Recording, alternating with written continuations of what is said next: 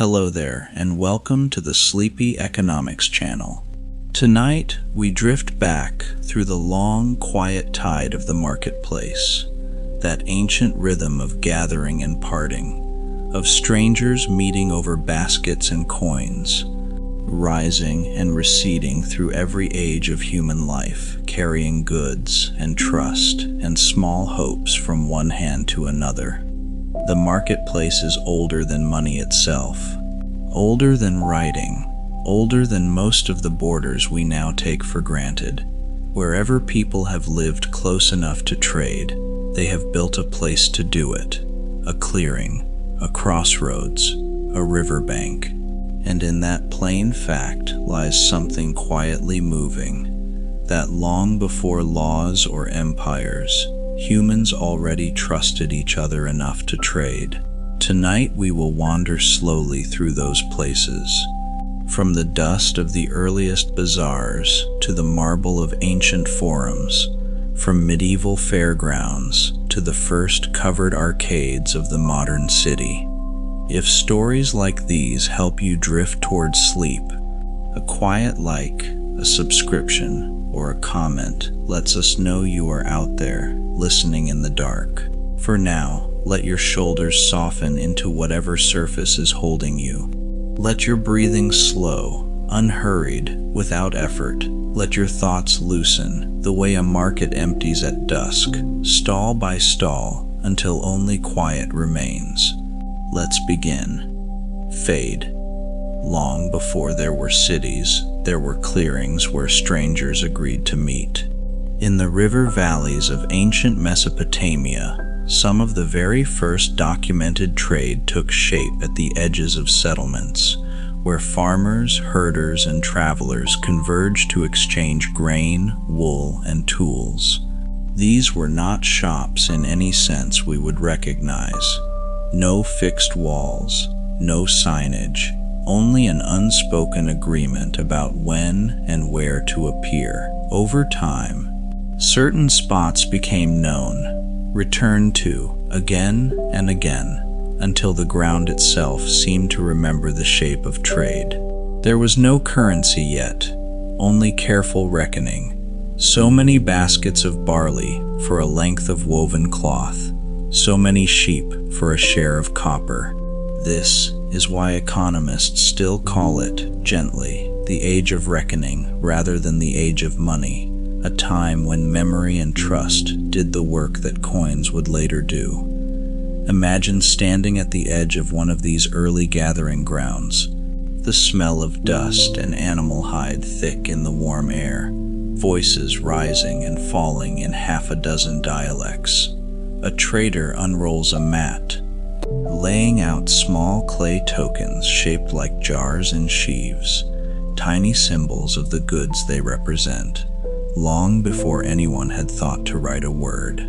These tokens, archaeologists now believe, may be among the oldest ancestors of accounting itself, sealed inside clay envelopes to record a promise between two people who might never meet again. The fragility of memory meant disputes were common, and a trade remembered differently by two parties could unravel trust built over years. It is a small human tension that still echoes today, that every act of trade rests, in the end, on two people agreeing to remember the same thing. Something new had appeared, a marketplace with a name, a location fixed enough to return to season after season. Merchants from distant regions brought lapis lazuli from the mountains, timber from the north, and shells from far-off coastlines, laying them beside local grain and pottery in the same open ground. Priest scribes, tasked with keeping the temple's accounts, began pressing marks into soft clay tablets, and in doing so, some of the very first written language on earth was born not from poetry, but from the plain necessity of remembering a debt. Still, this fusion of temple and trade meant markets were never fully separate from power. The priesthood who recorded the exchange often controlled its terms as well, This is what makes it so quietly remarkable. That writing, the very thing that lets us tell this story tonight, may owe its earliest existence not to art, but to a merchant's need to be believed. Across the sea, in the valley of the Indus, another kind of marketplace grew in near total silence to history, because so little writing from that world has ever been deciphered. Around the ancient cities of Mohenjo-Daro and Harappa, archaeologists have found strikingly uniform weights and measures, carved from polished stone, used across enormous distances with almost identical proportions. This suggests that merchants trading grain, cotton, and beads followed shared standards long before any single ruler enforced them from above. Yet the writing system tied to these markets remains, to this day, unread, a whole civilization of trade whose voice we can measure but cannot hear. There is something hushed and haunting in that, a marketplace that hummed with agreement and dispute for 1,000 years, now standing mute, its ledgers sealed behind a script we cannot open. Further east, along China's earliest river settlements, another pattern took shape, one where markets were bound tightly to the rhythm of the seasons.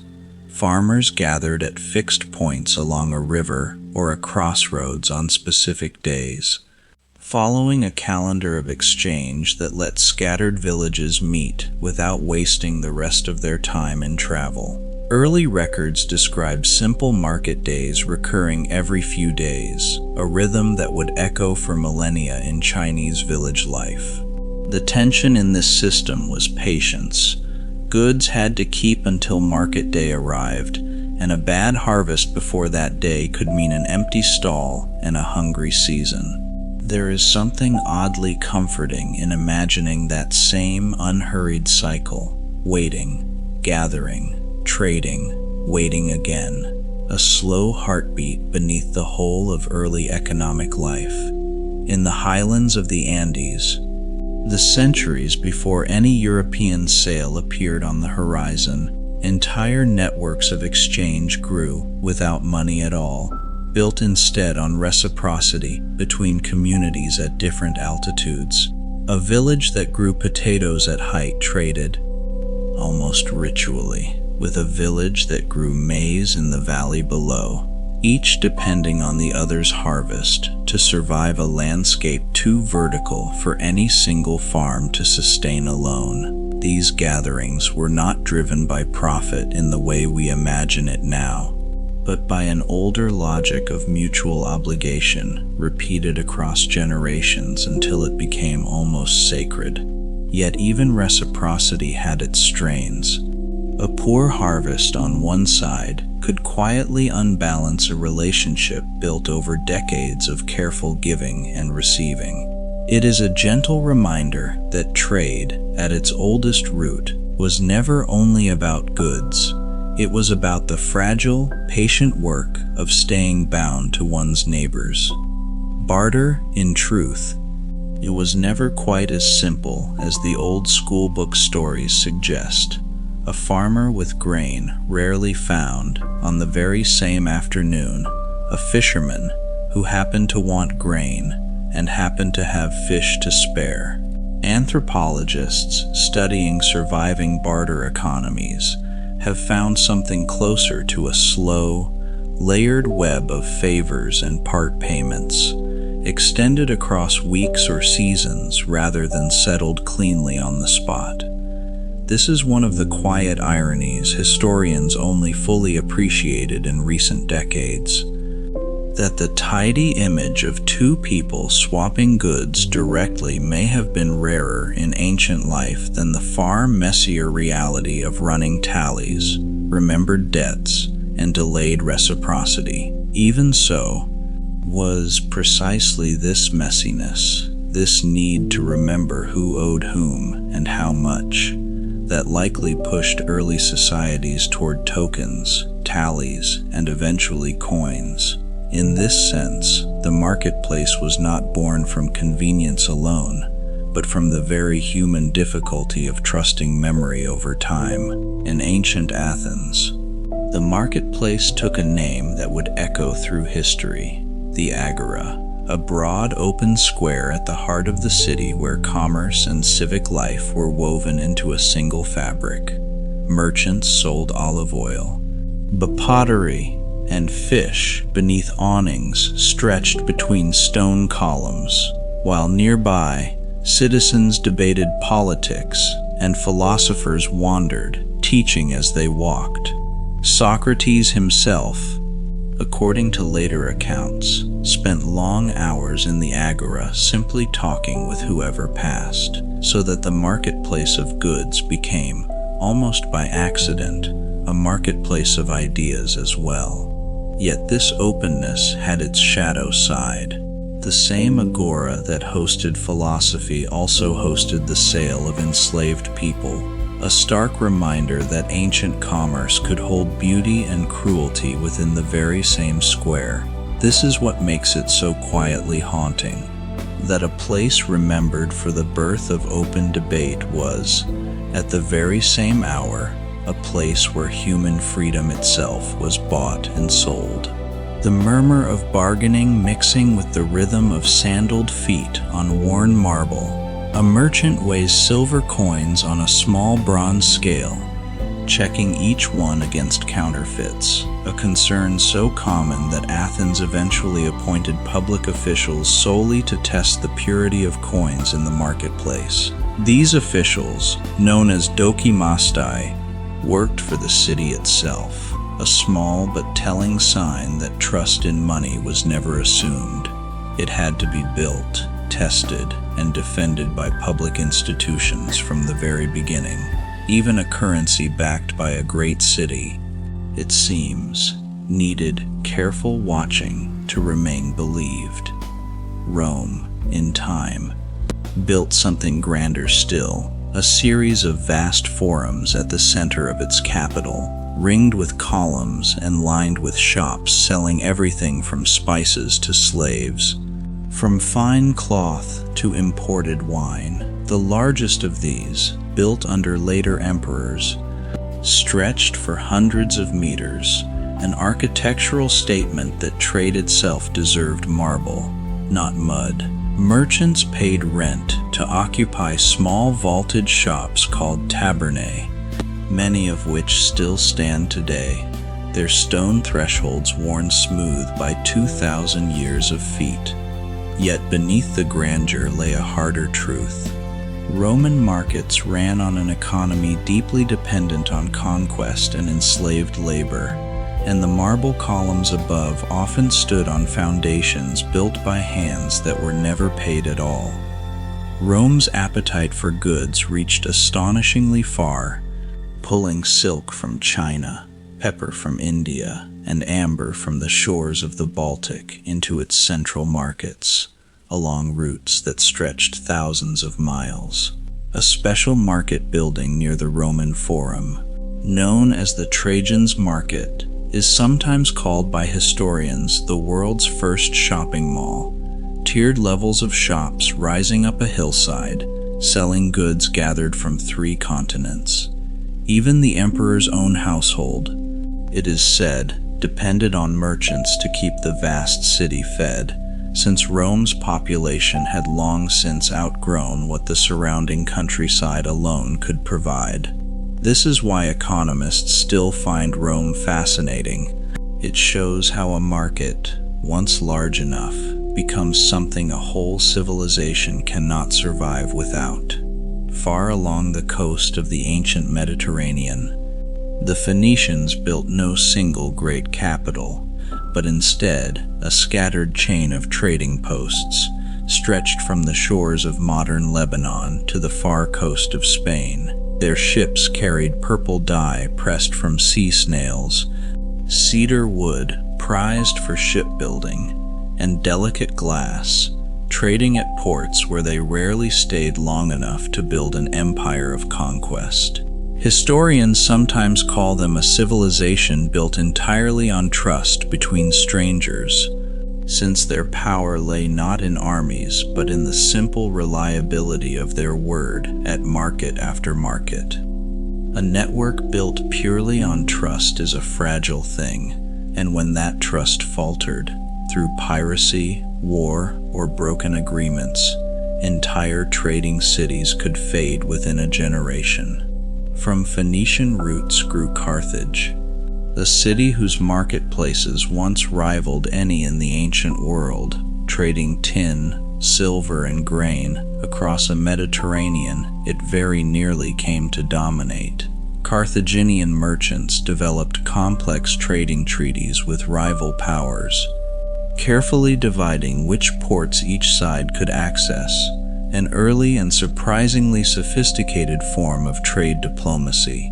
Yet the very success of Carthage's markets drew the jealous attention of Rome, and after decades of war, the city and its harbors were destroyed so thoroughly that later writers claimed the ground itself was salted. This is a difficult truth the marketplace rarely escapes. That prosperity built through trade can just as easily become the very reason a rival chooses to burn it to the ground. In ancient Egypt, markets took a gentler, more local shape, clustered near temple complexes and along the banks of the Nile, where the river's yearly flood made the entire economy remarkably predictable. Grain, the true currency of daily life, was measured, stored, and rationed by an enormous bureaucracy of scribes, whose careful records allowed Egypt to survive lean years by drawing on surplus from good ones. Imagine a quiet riverside dock at harvest time, baskets of wheat stacked in neat rows, scribes moving between them with reed pens, marking each measure onto papyrus with slow, careful strokes. Even the Great Pyramids, modern research increasingly suggests, were built not by enslaved masses as once believed, but by paid laborers fed through this same careful grain economy, a market of sorts, hidden inside a monument to eternity. There is something oddly tender in that thought, that even ancient wonder rested, quietly, on bread and fair measure. Markets in the ancient world were rarely silent about the gods, and priests often held authority over weights, measures, and even prices, blending commerce with religious ritual in ways that modern eyes might find surprising. Temples across Mesopotamia, Egypt, and later Greece frequently served as the safest place to store grain, silver, and valuables, since their sacred status offered a kind of protection no private merchant's warehouse could guarantee.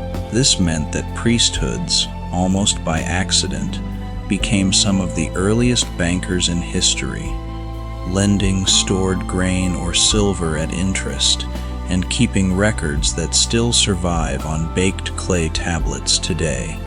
This closeness between temple and treasury meant that religious and economic power were never fully separated in the ancient world, a blending that would echo in different forms for centuries to come. As the ancient world faded into the early medieval centuries, markets in much of Europe shrank back to something smaller and more local, held together by weekly gatherings in the shadow of a church or a castle wall. A lord or bishop would grant a village the right to hold a market, a formal charter that, remarkably, some small English towns still hold and celebrate today, centuries after it was first written. This right was not given freely. It was often sold, since a market brought tolls, taxes, and prestige to whoever controlled it. Yet the same charter that enriched a lord also protected the trader, guaranteeing safe passage on market day, even for strangers from rival towns. An early, fragile kind of peace, purchased through commerce rather than politics. Imagine arriving at such a town on market morning, a stone cross standing at the center of the square, marking the exact spot where trade was permitted and, just as importantly, where prices could be publicly checked. These market crosses, found across medieval Europe, often carried a practical purpose alongside their religious symbolism, serving as the recognized meeting point where disputes over weight or price could be settled before witnesses. A baker caught selling underweight bread near one of these crosses, in some towns, could be sentenced to be dragged through the streets on a hurdle, tied to his own deficient loaf, a punishment as much theatrical as practical. This is what makes medieval markets so oddly vivid. They policed honesty not through paperwork, but through public shame, staged for the whole town to see. Guilds, meanwhile, arose to govern nearly every trade within a town's markets, from bakers and weavers to goldsmiths and butchers, each with its own hall, its own rules, and its own jealously guarded standards. Membership in a guild was not simply a matter of skill. It often took years of apprenticeship, careful sponsorship, and sizable fees before a young worker could finally call themselves a master and open a stall of their own. This system protected quality and fair pricing within the town, but it also closed doors firmly against outsiders, women, and the very poor, who rarely had the years or money required to climb its ladder. Still, within their narrow world, guilds built something valuable, a shared trust between buyer and seller that a product bearing a guild's mark could be relied upon, town after town, generation after generation. Few medieval gatherings, however, rivaled the great fairs of Champagne, held in a cluster of towns in northeastern France, where merchants from Flanders, Italy, and the Mediterranean converged for weeks at a time, several times a year. These were not ordinary markets, but rolling festivals of commerce, moving from town to town across the calendar so that a merchant could follow the fair circuit almost like a slow, predictable tide. Bankers from Italian cities set up temporary tables.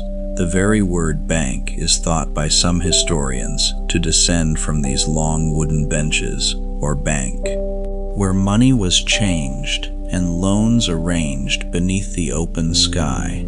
Disputes were settled by specially appointed fair officials, whose rulings were respected even by merchants who would never see each other again. A remarkable trust built entirely on reputation carried home to distant cities. Imagine the noise of such a fair at its peak. Hundreds of stalls stretching down muddy lanes, the scent of Flemish wool mixing with Mediterranean spice, dozens of languages tangled together in a single afternoon. Merchants carried letters of credit rather than sacks of coin, a paper promise that a debt would be honored at a distant fair or city, sparing traders the danger of hauling silver across bandit-haunted roads.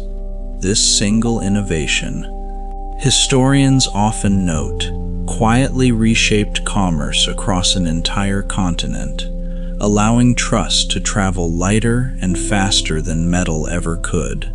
Yet paper promises depended entirely on reputation, and a merchant known to break faith even once might find every fair in Europe suddenly, permanently closed to him. In the Islamic world, during these same medieval centuries, a different but equally vivid marketplace tradition flourished in the covered bazaars of cities like Damascus, Baghdad, and Cairo. These souks were often organized by trade, one narrow lane devoted entirely to spice sellers, another to metal workers, another to weavers of silk and cotton, so a buyer always knew exactly where to walk. A market inspector, known as the mutasib, moved through the lanes checking weights, prices, and the honesty of trade, a role that blended religious duty with practical economic oversight. This is what makes these bazaars so remarkable even now. Centuries before modern consumer protection existed in the West, entire cities had already built formal systems to guard ordinary buyers from being cheated. Imagine stepping beneath the vaulted stone ceiling of one of these ancient covered markets. Shafts of sunlight falling through small openings above, dust drifting slow and golden through the still air. Camel caravans arriving from across the desert unloaded frankincense, indigo dye, and fine paper, a Chinese invention that had traveled the long overland routes before reaching Europe centuries later. Merchants often stayed at attached lodging houses called caravanserais, secure courtyards where traveling traders and their animals could rest safely before continuing on toward the next great city. Even the architecture of trade, it seems, was built around the plain, practical need for weary strangers to trust that they would wake to find their goods untouched. Trans-Saharan trade, meanwhile, carried gold, salt, and enslaved people across one of the harshest landscapes on earth, linking West African kingdoms to the markets of North Africa and, from there, to Europe and the Middle East. The city of Timbuktu grew wealthy on this trade, its markets famous for gold so abundant that, according to later accounts, the ruler Mansa Musa's pilgrimage through Cairo briefly disrupted the value of gold in Egyptian markets simply through the sheer volume he carried. Salt, astonishingly, he was in some regions worth its weight in gold, since it was essential for preserving food in the tropical heat and often had to travel enormous distances to reach communities who needed it. Yet this same trade carried immense suffering, since enslaved people were bought and sold alongside salt and gold in these very markets, a grim thread running through an otherwise dazzling story of wealth and exchange. It is a sober truth worth holding gently, that the same routes which carried gold across a continent also carried unimaginable human cost, and both belong honestly in the same history. Along the Silk Road, a vast network of routes rather than a single road at all, marketplaces sprang up at oasis towns where caravans paused to rest, trade, and resupply before crossing the next stretch of desert. Cities like Samarkand and Kashgar grew wealthy simply from their position, taxing and hosting merchants who carried silk westward and glass, wool, and horses eastward, without needing to produce much of either themselves. This is a quiet lesson historians still point to, that a marketplace's greatest resource is sometimes not what it makes, but simply where it sits along the paths that others must travel. Yet oasis towns lived a precarious existence, utterly dependent on trade routes that a change in politics, climate, or a rival's ambition could reroute entirely, leaving a once thriving market to slowly return to sand. Imagine a caravanserai courtyard at dusk along this route. Camels kneeling in rows, their bells falling silent, while merchants speaking a dozen languages settle around small fires to negotiate the next leg of the journey. Chinese silk traveled west in exchange for horses from the Central Asian steppes, animals so prized by Chinese emperors that entire trade policies were built around securing a steady supply of them. Buddhism, too, traveled these same routes alongside silk and spice, carried not by armies but by monks walking beside merchant caravans, a reminder that marketplaces have always moved ideas as readily as goods, even a road built for profit. It turns out, often becomes a road for something far less measurable as well. China's own internal markets, meanwhile, grew remarkably sophisticated under successive dynasties, with government-regulated markets in cities like Chang'an operating within strict walls and hours, opening and closing to the sound of drums. Merchants were required to register and trade only within designated market wards, a system designed to make taxation and oversight simple for a vast imperial bureaucracy.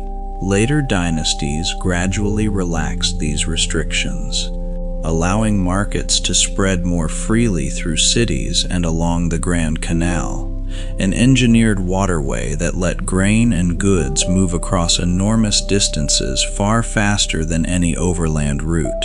This is what makes the Grand Canal so quietly astonishing. An entire empire's food security came to rest on a channel of water, patiently dug by hand over centuries. Tea, in time, became one of China's great commercial exports, carried not only along the Silk Road, but along a separate mountain route historians now call the Tea Horse Road, winding through steep terrain between southwestern China and Tibet. Porters carried tea bricks weighing far more than their own body weight, trading them at high-altitude markets for horses essential to Chinese cavalry, a slow and grueling exchange sustained across many generations. Imagine one such porter resting at a mountain pass, breath visible in the cold air, the scent of compressed tea leaves mixing with wood smoke from a nearby fire. This trade persisted for centuries, a quiet testament to how deeply two distant peoples came to depend on what only the other could supply. In Japan, periodic markets known as ichi appeared at temples, crossroads, and riverbanks from an early period, often held on fixed days named for numbers in a repeating calendar cycle. Merchants gradually formed guild-like associations called za, granted monopolies by temples or nobles in exchange for fees, a structure that echoed, in its own way, the guilds of medieval Europe on the opposite side of the world. Later, under a long period of peace during the Edo era, merchant culture flourished remarkably in cities like Osaka, which became known as the nation's kitchen for its enormous rice markets. Rice itself functioned as a form of currency and salary for the samurai class, meaning that a poor harvest could ripple upward through the entire social order, unsettling even those who had never set foot in a marketplace themselves. Osaka's rice exchange, remarkably, developed one of the earliest known forms of organized futures trading anywhere in the world, allowing merchants to buy and sell contracts for rice that would not be delivered until a future harvest. This innovation let farmers and merchants manage the very real risk of an uncertain season, locking in a price months ahead of time rather than gambling entirely on the weather. Even the physical trading itself grew ritualized, with merchants using hand signals and fixed trading hours marked by the burning of a rope fuse, a quiet, almost theatrical precision. This is why economic historians often linger on this story. Centuries before Chicago or Amsterdam claimed the invention of modern futures markets, merchants in Osaka had already, patiently, worked out much the same idea. Across Southeast Asia, floating markets grew naturally from a landscape crossed by rivers and canals, where boats laden with fruit, vegetables, and fresh fish drifted together each morning to trade before the day's heat set in. Sellers, often women, balanced their wares in the center of narrow wooden boats, calling out prices to buyers who paddled slowly between them, a market with no fixed ground beneath it at all. Some of these floating markets, particularly in the river deltas of what is now Vietnam and Thailand, have continued in some form for centuries, adapting quietly to whatever the surrounding world required of them. There is something gently poetic in that image, a marketplace that never needed solid earth to stand on, only water, patience, and the willingness of neighbors to meet each other halfway. As a way of setting price through open bidding, stretch back astonishingly far, with the Roman historian Herodotus describing a form of auction used to marry off young women in ancient Babylon, ranked by the community's judgment of their desirability. Roman soldiers, meanwhile, famously auctioned off plunder after a campaign, the proceeds divided among the army, with a spear planted in the ground marking the spot where bidding officially took place. This is where the word itself is thought to descend from, sub asta, Latin for under the spear, a phrase later softened into our modern word for an auction. The auction carried a certain cold efficiency. Whatever the crowd would pay in that exact moment became the item's truth. One especially strange chapter belongs to the year the Roman Empire itself was auctioned. Following the murder of an emperor by his own guard, the Praetorian Guard offered the entire imperial throne to the highest bidder, and a wealthy senator ultimately won it, paying an enormous sum for a title that lasted only a matter of weeks before being violently overturned. Historians still cite this moment as one of the strangest transactions ever recorded, a reminder that even the highest political power was not, in that fragile moment, immune to the plain mechanics of a bidding war.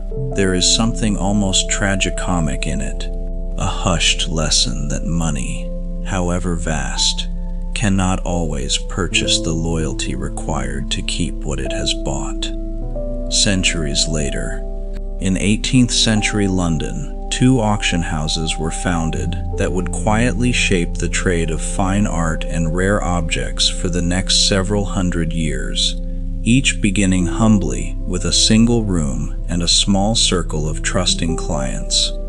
One specialized early on in rare books and libraries, the other in paintings and estate collections, and both slowly built reputations that let collectors trust an auctioneer's word from across an ocean, sight unseen. Their auctioneers developed a distinctive rhythm of calling bids, rising in careful increments, a cadence still recognizable in auction rooms today, centuries after those first quiet gatherings in London parlors. This is what makes the story so gently satisfying, an entire global industry of trust, still standing, built one small, careful sale at a time. A different style of auction took root in the Netherlands, where flower markets developed what is now known as the descending, or Dutch, auction. The auctioneer begins at a high price and lowers it steadily until a buyer finally calls out and claims the lot. This method suited perishable goods beautifully, since flowers, unlike paintings, could not simply wait for the right buyer to appear. The price had to fall until someone, anyone, was willing to buy before the blooms wilted. Imagine a vast, cool auction hall before dawn. Rows of buyers watching a clock-like dial tick downward, flowers stacked in fragrant towers awaiting their fate within seconds. Even now, variations of this same descending method are used for goods that cannot wait, a quiet reminder that different products have always demanded different rhythms of trust and urgency. Trade in the 17th century Netherlands, however, produced something far stranger than any ordinary auction, a brief, feverish period when the price of tulip bulbs rose to levels that, in hindsight, defied any reasonable measure of their worth. At the height of this episode, Certain rare bulbs are said to have traded for sums equivalent to a skilled craftsman's wages across many years, exchanged not for the flower itself, but for a paper promise of a bulb still buried in the ground. When prices finally collapsed, fortunes vanished within weeks, and the episode became one of history's earliest recorded examples of a speculative bubble, a story economists still study for what it reveals about crowds and confidence. This is a difficult truth worth sitting with gently, that markets, for all their patient logic, can occasionally lose themselves entirely in a shared and fragile dream. Amsterdam, that a formal stock exchange first opened its doors in the early 17th century, built to trade shares of a single trading company whose ships sailed as far as the islands of Southeast Asia. This company was the first in the world to sell shares to the wider public, allowing ordinary investors, not only the wealthiest merchants, to own a small piece of its ships and profits. A dedicated building was constructed for the sole purpose of buying and selling these shares, so complete with brokers pacing beneath a shared roof, calling prices aloud across the crowded floor. This is why historians often mark this Amsterdam exchange as the true ancestor of every stock market since. The moment trading in a company's fortune first became, itself, a marketplace of its own. Meanwhile, in London, a very different institution grew out of the simple, steaming ritual of coffee. In the late 17th century, merchants, sailors, and insurers began gathering in a coffee house near the Thames, run by a man whose name the business would carry for centuries afterward. Ship owners came seeking coverage against the very real danger of storms and piracy, while wealthy individuals gathered to underwrite that risk in exchange for a fee, jotting agreements onto shared lists pinned to the walls. Imagine the low murmur of that crowded room, steam curling from clay cups, shipping news read aloud from freshly printed papers, ink drying on hastily signed agreements. This coffeehouse insurance market grew so essential to global shipping that it eventually formalized into one of the world's most enduring institutions for insuring risk at sea, still tracing its lineage back to that same steaming room centuries later. Not far away, another London coffeehouse became so crowded with stockbrokers trading company shares that its regular customers eventually formalized their gathering into a dedicated stock exchange, moving trade indoors, away from the noise and rain of the street.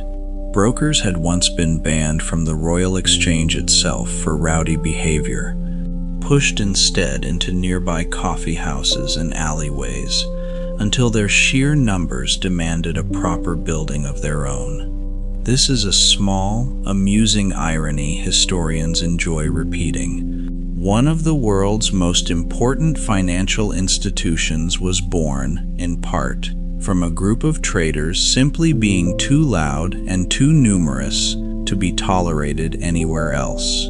Across the ocean, a similar story unfolded beneath a tree on a narrow street at the southern tip of Manhattan, where a handful of merchants and brokers gathered in the late 18th century to agree on shared rules for trading securities.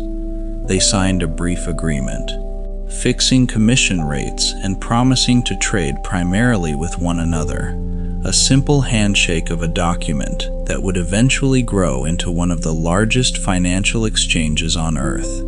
Imagine that narrow street on a quiet spring morning, a buttonwood tree offering shade, a handful of men speaking in low, careful tones over the terms of their new agreement. Even the grandest financial institutions, it seems, so often begin this way, a few cautious strangers choosing, quietly, to trust one another first. The new kind of marketplace began to rise in the great cities of Europe. no longer a scatter of open stalls, but a single vast building housing everything a household might need beneath one roof. A shop that began modestly grew into what many historians consider the world's first true department store, its owners pioneering the radical idea of fixed prices printed plainly for every customer to see. Before this innovation, haggling over every purchase had been the ordinary rhythm of commerce for thousands of years. A fixed price, oddly enough, felt almost shocking to early customers unused to such quiet certainty. This is what makes the change so gently significant. For the first time in most shoppers' lives, walking into a store did not require the emotional labor of negotiation at all. Imagine stepping through the doors of such a store for the first time. Soft gaslight glowing along glass display cases, bolts of imported fabric arranged in careful, inviting rows, a hush of quiet elegance replacing the noise of the old open market. Owners realized something new as well, that browsing itself, without any obligation to buy, could be encouraged and even enjoyed, transforming shopping from a brisk errand into something closer to leisure. Elaborate window displays began appearing along city streets, turning storefronts into a kind of public theater, competing for the attention of passers-by who had never before been invited simply to look. Even the architecture of desire. It's late. The world has quieted, and the noise of the day begins to fade. A different revolution in trade grew from the sheer size and emptiness of the American landscape, where farms and small towns sat scattered across enormous distances from any city store. A mail-order catalog, thick as a small book, began arriving in rural mailboxes near the close of the 19th century, offering everything from farm tools to wedding dresses to entire prefabricated houses, ordered by post and delivered by rail. For many isolated families, this catalog became something close to a household's only marketplace, pored over by lamplight on long winter evenings, its pages worn soft from repeated handling, that a simple paper catalog once carried into the loneliest corners of a vast countryside, the same promise every marketplace has always offered, that somewhere, someone has exactly what you need. In the early 20th century, an entirely new shape of everyday market appeared in the American South, when a small grocery store owner had his customers walk the aisles themselves, picking goods off open shelves rather than asking a clerk behind a counter to fetch each item. Strange and even suspicious to some early customers, would eventually become the standard blueprint for what we now simply call a supermarket, spreading across the world within a few decades. Imagine the quiet novelty of that first self-service aisle, wicker baskets in hand, customers touching packaged goods directly for the first time, uncertain whether they were even allowed to. Even something as ordinary as walking down a grocery aisle today, it turns out, was once a genuine and slightly bewildering innovation. By the middle of the 20th century, shopping had begun to move indoors entirely, as the first fully enclosed shopping center opened in a cold climate American suburb, designed deliberately so that families could wander comfortably between stores regardless of snow or summer heat outside. Its architect, who had fled Europe some years earlier, imagined these enclosed malls as something closer to a modern town square, a place for community as much as commerce, though history would remember them chiefly for the latter. Within a generation, such malls had spread across entire continents, their fountains and benches and skylights becoming, for countless teenagers and families, a genuine second home away from home. every marketplace eventually meets a quieter age, and many of these same malls would, decades later, stand half-empty, echoing with footsteps far fewer than the crowds that once filled them. Even as shopping moved indoors and grew vast, the small, open-air market never entirely disappeared, and in recent generations, many cities have deliberately revived it, drawing people back to buy directly from the farmers and makers who grew or crafted what they sell. These modern farmers' markets, set up in town squares and parking lots on weekend mornings, echo, whether their organizers realize it or not, the very oldest gatherings we spoke of at the beginning of tonight's story.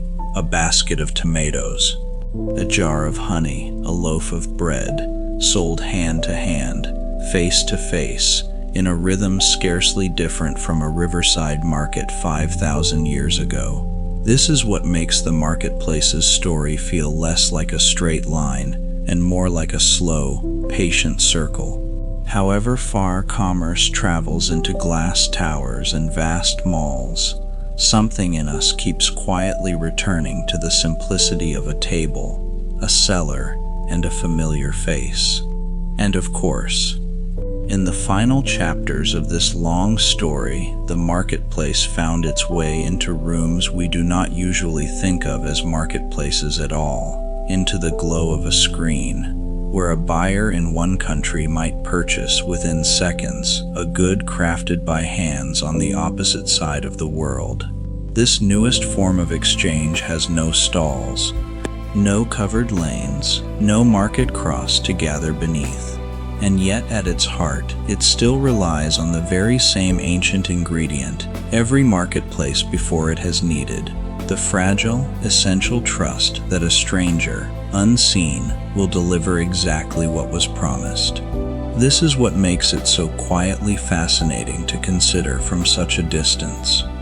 5,000 years of clay tokens, coin scales, guild seals, and auctioneers' hammers, all leading, eventually, to a single moment of trust exchanged in silence, across a screen, between two people who may never meet at all. The canals of Venice carried some of the busiest commerce in the medieval world, its merchants controlling much of Europe's access to spices, silk, and luxury goods arriving from the east. At the foot of the Rialto Bridge, a market grew so central to the city's identity that Venetians simply called it the market, as though no other marketplace on earth needed comparison. Moneylenders and early bankers set up benches along its edges, a scene later echoed in literature, where reputations could be made or ruined by a single failed loan whispered about across the crowded stalls. This is what made Venice so quietly powerful for centuries, a city built on water, with barely any farmland of its own, that nonetheless became one of the wealthiest trading powers in the world, simply by mastering the patient art of the exchange. Venetian ships sailed a demanding, carefully guarded route to the eastern Mediterranean, returning laden with pepper, cinnamon, and nutmeg, spices so valuable that a small sack of them could be worth more than a skilled worker's wages for an entire year. Venice guarded these routes jealously, and for a long stretch of history held something close to a monopoly on bringing Eastern spices into European markets, growing extraordinarily rich from a demand that seemed to have no limit. This monopoly, however, would eventually crack as rival nations began searching for their own sea routes to the source, unwilling to keep paying Venice's steep price for the privilege of spice. That no single city's grip on trade, however strong, ever holds forever. A loose alliance of trading towns along the Baltic and North Sea coasts banded together during the late Middle Ages, forming what became known as the Hanseatic League, a network built to protect merchants and standardize trade across dozens of independent cities. member towns established shared warehouses, known as contours, in distant cities like London, Bergen, and Novgorod, giving traveling merchants a safe, familiar base far from home. At its height, to wage its own wars and even blockade entire kingdoms that threatened its trading privileges, an alliance of merchants behaving, in some ways, like a state of its own. Imagine one of these northern contours on a winter evening, furs and dried fish stacked in a cold stone warehouse, merchants speaking low German dialects far from their home ports, bound together only by shared trade and mutual need. Trade, of course, has always needed money to move smoothly, and few families understood this better than the merchant bankers of Renaissance Florence, whose careful ledgers and trusted branches across Europe let them finance popes, kings, and merchants alike. This banking family developed something close to a modern branch network, with representatives in cities from London to Bruges, keeping the family's fortunes tied together by nothing more than trusted letters and shared bookkeeping methods. Their innovations in double-entry bookkeeping, refined and spread by merchants across Italy during this same era, gave traders for the first time a clear, provable picture of profit and loss across complex, sprawling ventures. This is why historians so often linger on Renaissance Italy. The careful discipline of the ledger, quiet and unglamorous as it seems, may have done as much to build the modern marketplace as any ship or spice ever did. A German banking family rose to even greater heights not long after, financing the Holy Roman Empire itself and controlling vast silver and copper mines that fed Europe's growing hunger for coinage. Their wealth grew so enormous, according to some estimates, that it may have exceeded that of entire kingdoms, allowing this single merchant family to quietly influence the outcome of a papal election through carefully placed loans. Yet such closeness between money and power carried real risk, and when a king defaulted on a massive loan late in this family's history, it triggered losses severe enough to shake the family's fortune for a generation. That lending to the powerful can build extraordinary wealth, but it can just as easily and just as quietly undo it. Chartered trading companies, meanwhile, emerged across several European nations during this same broad era, granted royal monopolies to trade with distant regions in exchange for a share of the enormous profits and risks involved. The Dutch and English East India Companies, among the largest and most famous of these ventures, built private fleets, private armies, and even governed territories directly, blurring the line between a trading company and a small empire. Shares in these companies were bought and sold eagerly on the young stock exchanges of Amsterdam and London, their prices rising and falling with news of ships lost at sea or spice cargoes safely returned. This is a difficult chapter to hold honestly alongside the wonder of it all. These same companies also built and profited from systems of colonization and forced labor across the regions they traded in, a shadow that later history has had to reckon with slowly and carefully. The young city on the shore of a great lake became an unexpected center of a new kind of marketplace, one built not around goods already made, but around promises of grain not yet even harvested. Farmers and merchants in Chicago, weary of chaotic, unpredictable prices at harvest time, formed a board of trade, allowing buyers and sellers to agree on a price for wheat or corn months before the crop was ready. This innovation, a formalized descendant of the same futures idea merchants in Osaka had quietly developed centuries earlier, let farmers plan their year with far more certainty than any generation before them had known. This is what makes the story so gently reassuring. A marketplace, given enough time, tends to rediscover the same patient solutions to the same old uncertainties, again and again, on opposite sides of the world. Imagine the trading floor of such an exchange at its peak. Traders packed shoulder to shoulder in a circular pit, shouting numbers and flashing hand signals across the crowded room in a private language built from decades of shared practice. This method of open outcry trading, loud and chaotic to an outsider's eye, actually followed careful unwritten rules, ensuring that even amid the shouting, every trade could later be verified and honored. Over the following century, this same exchange grew to trade not only grain but metals, currencies, and eventually complex financial contracts undreamed of by the farmers who first founded it. It turns out, rests quietly underneath, on nothing more than the old, familiar promise that a deal, once made, will be kept.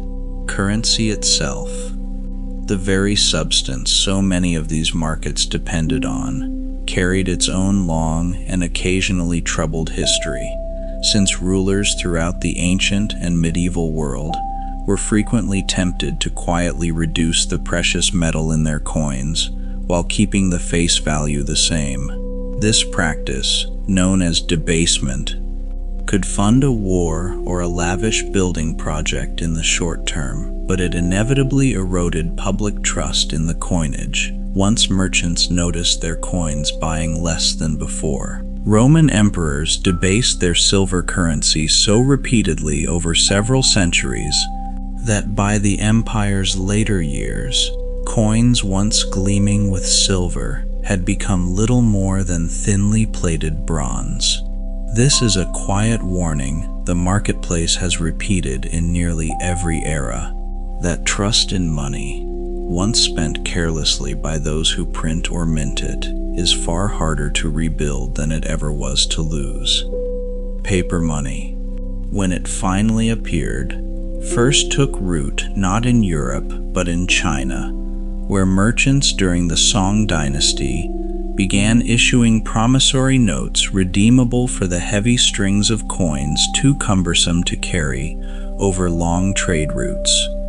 This innovation delighted merchants for its convenience, yet it also tempted later rulers to print far more notes than they could ever redeem, leading to bouts of serious inflation that undermined confidence in paper money for generations.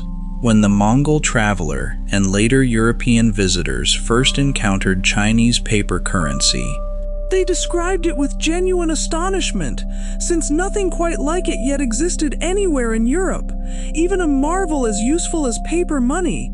It seems, carries the very same old lesson as debased coins, that trust, once printed onto paper or stamped onto metal, must still be earned and protected by whoever issues it. Markets, of course, you have occasionally lost themselves entirely in shared excitement, and few episodes illustrate this as vividly as the speculative frenzy that gripped London in the early 18th century around a company promised exclusive trading rights with South America. Investors from every level of society, from dukes to servants, rushed to buy shares in this company, driving its price to dizzying heights on little more than rumor and hope. When the bubble finally burst, fortunes collapsed within weeks, and even the great scientist Isaac Newton, who lost a substantial sum in the crash, is said to have remarked that he could calculate the motion of the stars but not the madness of men. This is a gentle, humbling thought to carry into sleep, that even the most brilliant minds are not immune to the pull of a crowd convinced that a market can only ever rise. 2 centuries later, a similar wave of confidence swept through American markets during the 1920s, as ordinary citizens borrowed heavily to buy stocks, convinced that rising prices were simply the new and permanent order of things. When the market abruptly reversed one autumn, the collapse rippled outward far beyond the trading floor itself, contributing to a decade of hardship that touched families who had never bought a single share. This event reshaped how markets were regulated for generations afterward, as governments built new safeguards intended to catch, or at least soften, the next inevitable wave of excessive confidence. This is a sober note worth holding gently rather than dwelling on, that markets, across every century we have wandered through tonight, seem to move not only on grain and gold, but on the far less measurable tides of human hope and fear. Certain marketplaces across history grew famous not for selling everything, but for selling one single thing with extraordinary precision, and few illustrate this better than the diamond markets that took root in Antwerp during the 16th century and continue in some form to this day. Diamond cutters and traders in this city, many of them refugees seeking safety and opportunity, built a tightly knit community bound together by a code of trust so strict that enormous deals were often sealed with nothing more than a handshake and a quiet spoken blessing. This is what makes such a market so quietly remarkable, an object small enough to hide in a closed fist, worth a fortune, changing hands on trust alone, in a trade where written contracts often mattered less than a trader's simple word. In Tokyo, a very different kind of specialized market grew around the daily arrival of fresh fish, where before dawn each morning, buyers gathered to bid rapidly on enormous tuna laid out on the cold floor of an enormous wholesale hall. Auctioneers here worked through hundreds of fish in a matter of hours, their calls rising and falling in a rhythm nearly musical to an untrained ear, buyers signaling bids with quick, practiced hand movements. Imagine standing at the edge of that vast, echoing hall before sunrise, breath visible in the chilled air, the sharp scent of the sea mixing with diesel from waiting delivery trucks. This single market, for generations, helped set the price of one particular fish for much of the world, a striking reminder that a single building can quietly anchor an entire global trade. Flower markets, too, developed their own distinct urgency, since blossoms wilt in hours rather than months, forcing an entirely different pace of buying and selling than grain or cloth ever required. In the Netherlands, vast auction halls process enormous volumes of cut flowers before dawn each day, moving from grower to florist to shop shelf within a single turn of the clock. This relentless daily rhythm, repeated every morning for well over a century now, shows how thoroughly a marketplace can organize itself around nothing more than the simple, fleeting nature of a flower's bloom. Even something as gentle as a bouquet, it turns out, rests upon one of the fastest, most tightly timed markets human beings have ever built: livestock markets.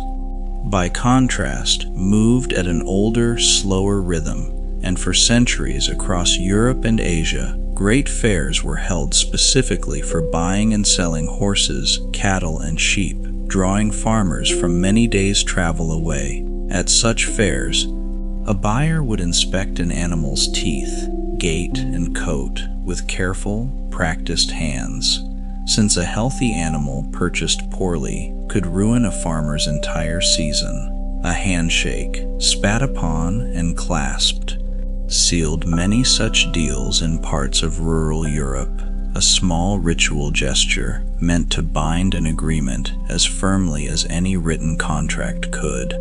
Cattle lowing, horses stamping, farmers calling prices across muddy pens beneath a wide-open sky. This is a fitting echo of where tonight's story began. A marketplace built not on paper or screens, but on eyes, hands, and the plain, patient judgment of one neighbor trusting another.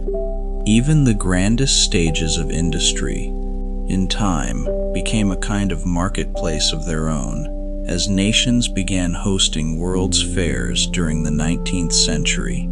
Vast exhibitions built to showcase the newest inventions, foods, and manufactured goods to millions of curious visitors. The very first of these great exhibitions, held in a soaring glass and iron building in London, displayed everything from steam engines to exotic silks, drawing crowds so vast that special railway lines were built simply to carry visitors to its doors. Later fairs introduced the world to novelties like the telephone, the ice cream cone, and the towering iron structure that would become the enduring symbol of one great fair in Paris. This is what makes these exhibitions so quietly moving to imagine. For a brief season, an entire city itself became a single vast marketplace of wonder, where the future was laid out on tables for anyone curious enough to wander through and look. Night markets, meanwhile, carried the marketplace into the cooler hours after sunset, a tradition that flourished across parts of Asia where daytime heat made evening trading far more comfortable for both buyer and seller. Streets closed to traffic filled instead with rows of small stalls, lit by strings of bare bulbs and paper lanterns, selling grilled skewers, fresh fruit, and handmade goods late into the night. Imagine wandering such a market on a warm evening, steam rising from simmering pots, vendors calling gently over the low hum of generators, neon signs reflecting faintly in puddles from an earlier rain. This is a lovely thought to drift towards sleep on tonight, that somewhere in the world, at this very hour, a market like this is quietly opening its lanterns, continuing a rhythm passed down through countless generations before it. And in the depths of European winter, an entirely different tradition emerged in towns across German-speaking lands, where wooden stalls selling roasted chestnuts, mulled wine, and handcrafted ornaments have gathered in town squares every December for centuries, tracing back to late medieval winter fairs. These Christmas markets, lit by strings of warm lantern light against the early winter dark, transformed the old rhythm of the seasonal market into something closer to a shared, communal ritual of anticipation. Imagine one such square on a snowy evening, the scent of cinnamon and roasting nuts drifting through cold air, church bells marking the hour somewhere just out of sight.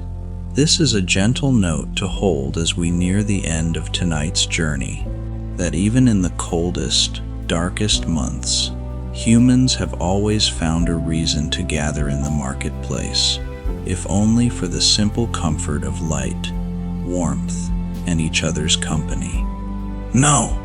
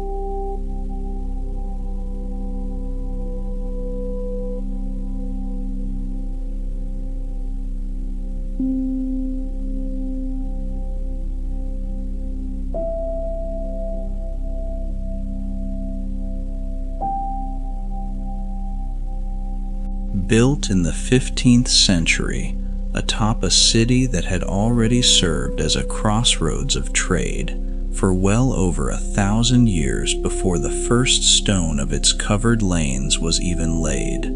More than 60 covered streets still branch outward today, each once devoted to a single trade.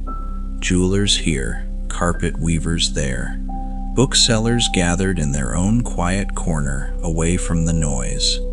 Merchants here have long practiced an unhurried, conversational style of bargaining, where a cup of tea offered to a browsing customer was never simply hospitality, but a small, patient thread in the slow weaving of trust between buyer and seller. This is what makes this bazaar so quietly extraordinary, a marketplace that has, in some form, never stopped trading since long before many of Europe's own great cities were founded. Imagine walking those covered lanes on a cool morning, sunlight falling in soft shafts through small domed openings above, the scent of leather and spice mingling in the still, cool air. Silver merchants polish their wares beneath dim lamplight, while somewhere nearby, a carpet seller unrolls a rug across the stone floor with a practiced, theatrical flourish, letting its colors bloom fully in the light. Even now, this same bazaar sits at the meeting point of two continents, a living reminder that this city has, quite literally, always stood at the crossroads the whole world eventually had to pass through. There is something wonderfully fitting in that one of history's oldest continuously working marketplaces sits, to this day, exactly where old trade routes still cross. Far to the west, the walled Medina markets of Marrakesh grew around a different rhythm entirely, centered on a vast open square that filled each evening with storytellers, snake charmers, and food stalls trading in a haze of cardamom-scented smoke. Merchants here have traded leather, spices, and woven textiles for many centuries. Their small shops clustered along narrow, shaded alleys designed deliberately to keep the fierce desert sun from ever reaching the ground below. Imagine the square at dusk, lanterns flickering to life one by one, the murmur of storytellers rising over the clatter of tea glasses, and the distant call to evening prayer. This is a gentle reminder tonight's journey keeps circling back to. That shade, shelter, and a familiar gathering place have always mattered every bit as much to a marketplace as the goods traded within it. They have never run purely on custom and trust alone. Across history, merchants also quietly built entire bodies of shared law to govern their disputes, since goods and traders so often crossed borders that no single king's court could easily settle. Medieval merchants developed what later scholars would call the law merchant, an informal but remarkably consistent set of rules recognized across different countries, covering everything from contracts to bankruptcy to the honoring of a signed bill. Special merchant courts, staffed by traders rather than trained judges, settled disputes quickly at fairs and ports, since a merchant needed a ruling in days, not months, before the next ship or caravan departed. This is a quiet thread running beneath nearly every marketplace we have wandered through tonight. That trade, however far it travels, has always needed some shared sense of fairness to lean on when trust alone was not quite enough. Too often left out of the grander histories of trade, held vital and sometimes surprisingly powerful roles across many of history's marketplaces. From the market women who dominated much of West Africa's local trade for centuries, to the female merchants recorded in ancient Mesopotamian tablets lending grain and silver in their own names. In parts of West Africa, Certain market women built such extensive trading networks and reputations that they came to hold genuine economic and social influence within their communities, a fact colonial records often quietly overlooked. Baskets of dried fish and cloth arranged with practiced precision, her reputation for fair measure known for miles in every direction. This is a fact worth resting on gently before we near the end of tonight's story, that behind so many of history's grand trading empires stood countless ordinary women, quietly keeping the actual daily rhythm of the marketplace alive. Knowledge itself, in time, found its own marketplace, most famously in the German city of Frankfurt, where printers and booksellers began gathering for an annual book fair as early as the 15th century, not long after movable type first spread across Europe. Publishers traveled from distant cities to trade printed volumes, agree on translation rights, and catch up on news from far-flung presses, turning the fair into something close to Europe's shared intellectual heartbeat once each year. This same fair, remarkably, has continued in some form for over 5 centuries, adapting from hand-set type to modern publishing while still gathering the same trade each autumn. This is a lovely thought to hold as our own story nears its rest. That even ideas, as intangible as they are, found their home in a marketplace much like any other, a place to gather, compare, and quietly exchange what each side had to offer. Eventually, stood a need for something steadier still, an institution trusted enough to anchor an entire nation's currency, rather than merely a single merchant's word. England answered this need late in the 17th century, chartering a central bank initially created to help fund a costly war, in exchange for the exclusive privilege of issuing banknotes trusted across the whole kingdom. This institution grew, over the following centuries, into something far larger than its founders likely imagined, quietly setting interest rates that would ripple down into every marketplace and merchant transaction across the country. That behind the noise of any single market stall, a far quieter institution is often patiently at work, keeping the very meaning of money itself steady enough to be trusted. Meanwhile, kept a marketplace entirely its own across the centuries, valued not for any single practical use, but for its rarity, its shine, and the simple fact that cultures across the globe, independently, decided to treasure it. In London, a small, quiet daily ritual developed in the 20th century, where representatives of a handful of trusted firms met to agree on a single benchmark price for gold, a number that would then ripple outward to markets and treasuries worldwide. Imagine the hush of that small room each morning, a modest flag raised or lowered on a desk to signal agreement, a single number quietly settled that the entire world's gold trade would then follow. This is what makes gold such a strange and fascinating case. A metal with almost no practical use beyond jewelry and wiring, whose value has nonetheless outlived nearly every currency ever built to replace it. By contrast, entered the world's marketplaces far more recently, yet reshaped them just as thoroughly, once industry discovered that this thick, dark liquid could power engines, light cities, and eventually move nearly everything a modern economy required.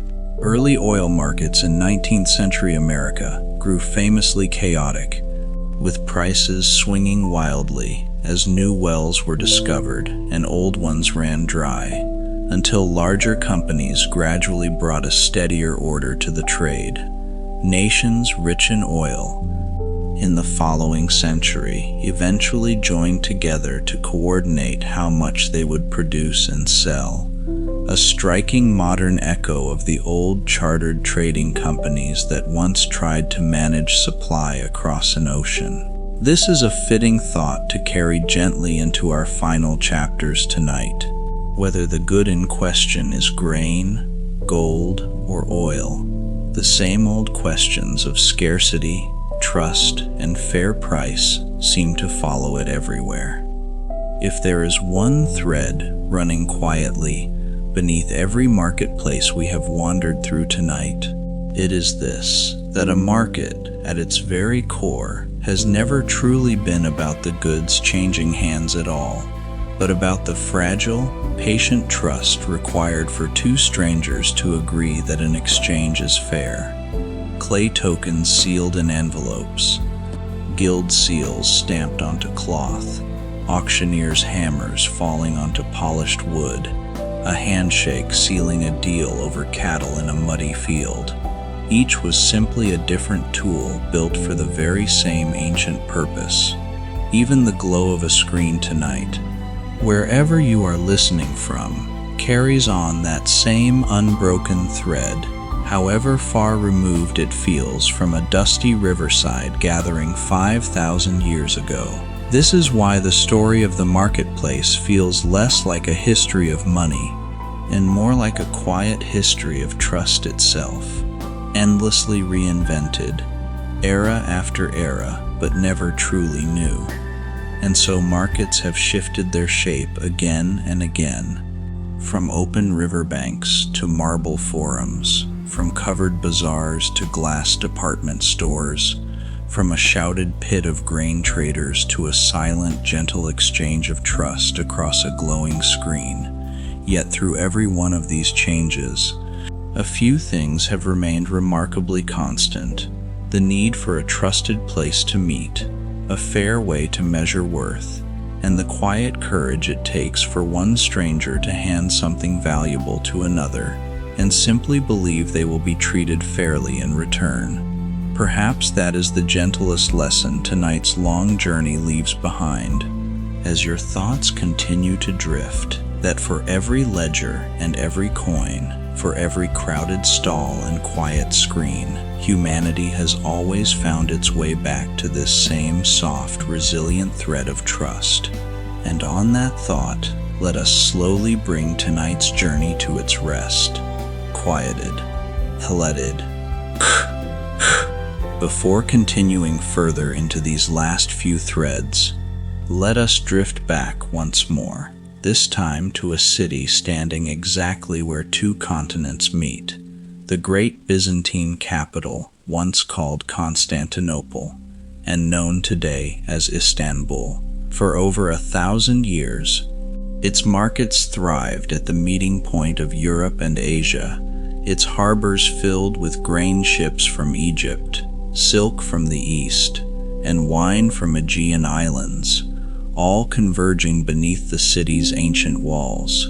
The imperial government here kept remarkably close watch over its markets, fixing prices on bread and regulating guilds down to the smallest detail, since a hungry, unhappy crowd in this city could threaten even an emperor's own throne. This is a quiet truth history has shown more than once, that a city's markets and its political stability have always been more tightly bound together than most rulers ever wished to admit. Imagine the harbor of this ancient capital on a bright morning. Grain ships easing against stone docks, dock workers calling out tallies as sacks of wheat were carried ashore under careful official supervision. A vast covered market grew near the heart of the city, its narrow lanes devoted to silk, spice, and precious goods gathered from 3 continents, a forerunner in spirit to the great bazaar that would later rise nearby under different rulers. This city's position at the crossroads of trade endured, century after century, largely untouched by whichever flag happened to fly above its walls. There is something deeply comforting in that continuity, that geography, patient and unmoving, can quietly outlast even the grandest empires built upon it. far to the east. The vast Mongol Empire of the 13th century achieved something few conquerors before or since ever managed, stitching together an enormous stretch of Asia under a single, if fearsome, authority, and in doing so, briefly making the overland trade routes safer than they had been in centuries. Merchants traveling what we now call the Silk Road. Under this uneasy peace, historians later named the Pax Mongolica, could cross thousands of miles with a reasonable expectation of safety, protected by an empire more interested in the taxes trade could bring than in disrupting it. It was under this same uneasy peace that a young Venetian merchant is said to have traveled all the way to the Mongol court in China, later describing markets so vast and wealthy that many readers back home simply refuse to believe him. This is a gentle reminder, tucked inside even history's harshest conquests, that even an empire built on the sword sometimes found it more profitable, in the end, to protect the marketplace than to destroy it. Across the ocean, long before any European ship reached its shores, the Aztec capital of Tenochtitlan hosted a marketplace so enormous that early Spanish visitors compared it, in genuine astonishment, to the largest markets they had ever seen in Europe. This market is said to have drawn tens of thousands of visitors daily, trading everything from cacao beans used as currency to feathers, gold ornaments, and fresh produce brought by canoe along the city's extensive network of canals. Officials patrolled the market grounds constantly, settling disputes on the spot and enforcing strict honesty in weights and measures, a level of organization that deeply impressed even the most skeptical foreign observers. This is a fact worth resting on gently, that some of history's largest, most orderly marketplaces existed entirely independent of Europe, thriving in rhythms the rest of the world would not even hear about until ships finally arrived to see them. Along the eastern coast of Africa, meanwhile, the string of Swahili trading cities grew wealthy for centuries by connecting the interior of the continent to a wide oceanic trading world stretching all the way to India and China. Merchants in cities like Kilwa and Mombasa traded gold, ivory, and timber for Chinese porcelain and Indian cloth, carried on dhows that rode the seasonal monsoon winds reliably enough to plan entire trading seasons around them. Chinese porcelain fragments, astonishingly, have been found scattered along this coastline by modern archaeologists, quiet physical proof of trading connections spanning literally half the globe centuries before anyone called it a global economy. This is a lovely thought to hold gently, that the monsoon winds themselves, utterly indifferent to any human ambition, patiently shaped the rhythm of entire marketplaces stretched across two vast oceans: sugar, cotton, and tobacco. In later centuries, became some of the most profitable goods ever traded across the Atlantic, driving the growth of ports and exchanges in Europe and the Americas alike. This same trade, however, rested overwhelmingly on the forced labor of enslaved Africans, transported and sold under conditions of almost unimaginable cruelty, a history that must be named honestly, rather than folded quietly into talk of profit and ports. Entire fortunes and entire cities grew from this trade, and its consequences shaped economies and societies for generations afterward, in ways still being reckoned with today. It is important, even in a story meant to soothe you towards sleep, to hold this chapter with the weight it deserves, a reminder that not every thread in the marketplace's long history is a gentle one, and that honesty asks us to acknowledge the difficult alongside the wondrous. By contrast, tells a quieter story of its journey into Western markets, arriving in Europe from China during the 17th century as a curious, expensive luxury, before gradually becoming an everyday household habit across Britain within only a few generations.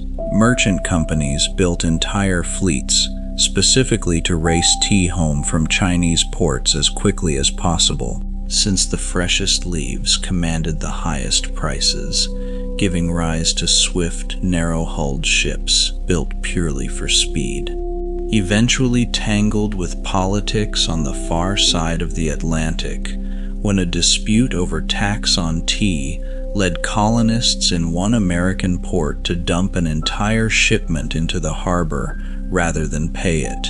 This is a small, telling reminder tonight's story keeps circling back to that a marketplace is never entirely separate from the politics surrounding it, however much we might wish, on a quiet night like this, that it could be.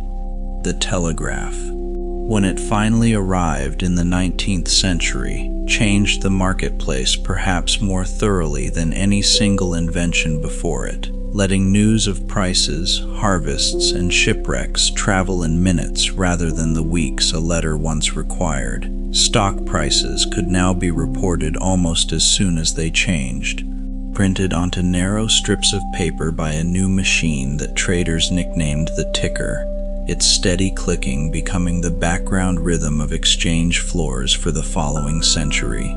Imagine a trading room filled with this quiet mechanical chatter, in paper ribbons curling gently onto the floor, clerks reading prices aloud as fast as the machine could print them. This is what makes the telegraph's arrival so quietly significant. For the first time in the marketplace's long history, distance itself began to lose its old power to delay the flow of trust between distant traders. Even devastation, on occasion, reshaped the marketplace in ways few could have predicted, as the plague that swept across Europe and Asia in the 14th century wiped out a staggering portion of the population within only a few terrible years. In the plague's grim aftermath, labor suddenly grew scarce across much of Europe, and surviving workers found themselves able to demand higher wages than their parents had ever known, quietly unsettling social orders that had stood unchanged for centuries. Some historians argue this shift, though born from unimaginable loss, helped loosen the rigid grip of feudal obligation across parts of Europe, nudging economies gradually toward the more flexible wage labor that would define later centuries. This is a difficult truth worth holding softly rather than dwelling on, that even history's darkest chapters have, at times, reshaped the marketplace in ways that quietly outlived the tragedy itself. The printing press, arriving in Europe in the 15th century, created an entirely new kind of good to be traded, the book itself, now produced quickly and cheaply enough to be sold in genuine quantity rather than copied laboriously by hand, often financing print runs on credit and selling finished volumes at fairs like the one in Frankfurt we visited earlier tonight, gambling that enough buyers would want what they had chosen to print. This new trade in ideas spread remarkably fast, and within decades, printed pamphlets and books were shaping opinion across an entire continent in ways handwritten manuscripts never could. This is a gentle thought worth carrying forward, that the marketplace has always been just as willing to trade in ideas as in grain or gold, whenever the tools existed to make that trade possible. As a formal marketplace of its own grew substantially after a single catastrophic event reshaped an entire city's approach to risk, the Great Fire that swept through London in 1666, destroying thousands of homes within a matter of days.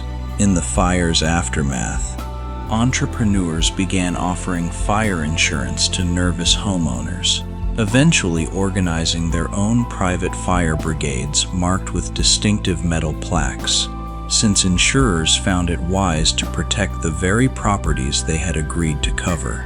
This same period saw the coffeehouse insurance market we visited earlier grow rapidly in sophistication as underwriters learned to spread the risk of any single disaster across many different backers, rather than leaving one person to bear a catastrophic loss alone. This is what makes insurance such a quietly elegant marketplace. It trades in nothing more solid than shared risk itself, a promise that a community of strangers will help carry any single person's worst possible day. In the 20th century, a deceptively simple invention reshaped global trade more thoroughly than almost anything since the telegraph.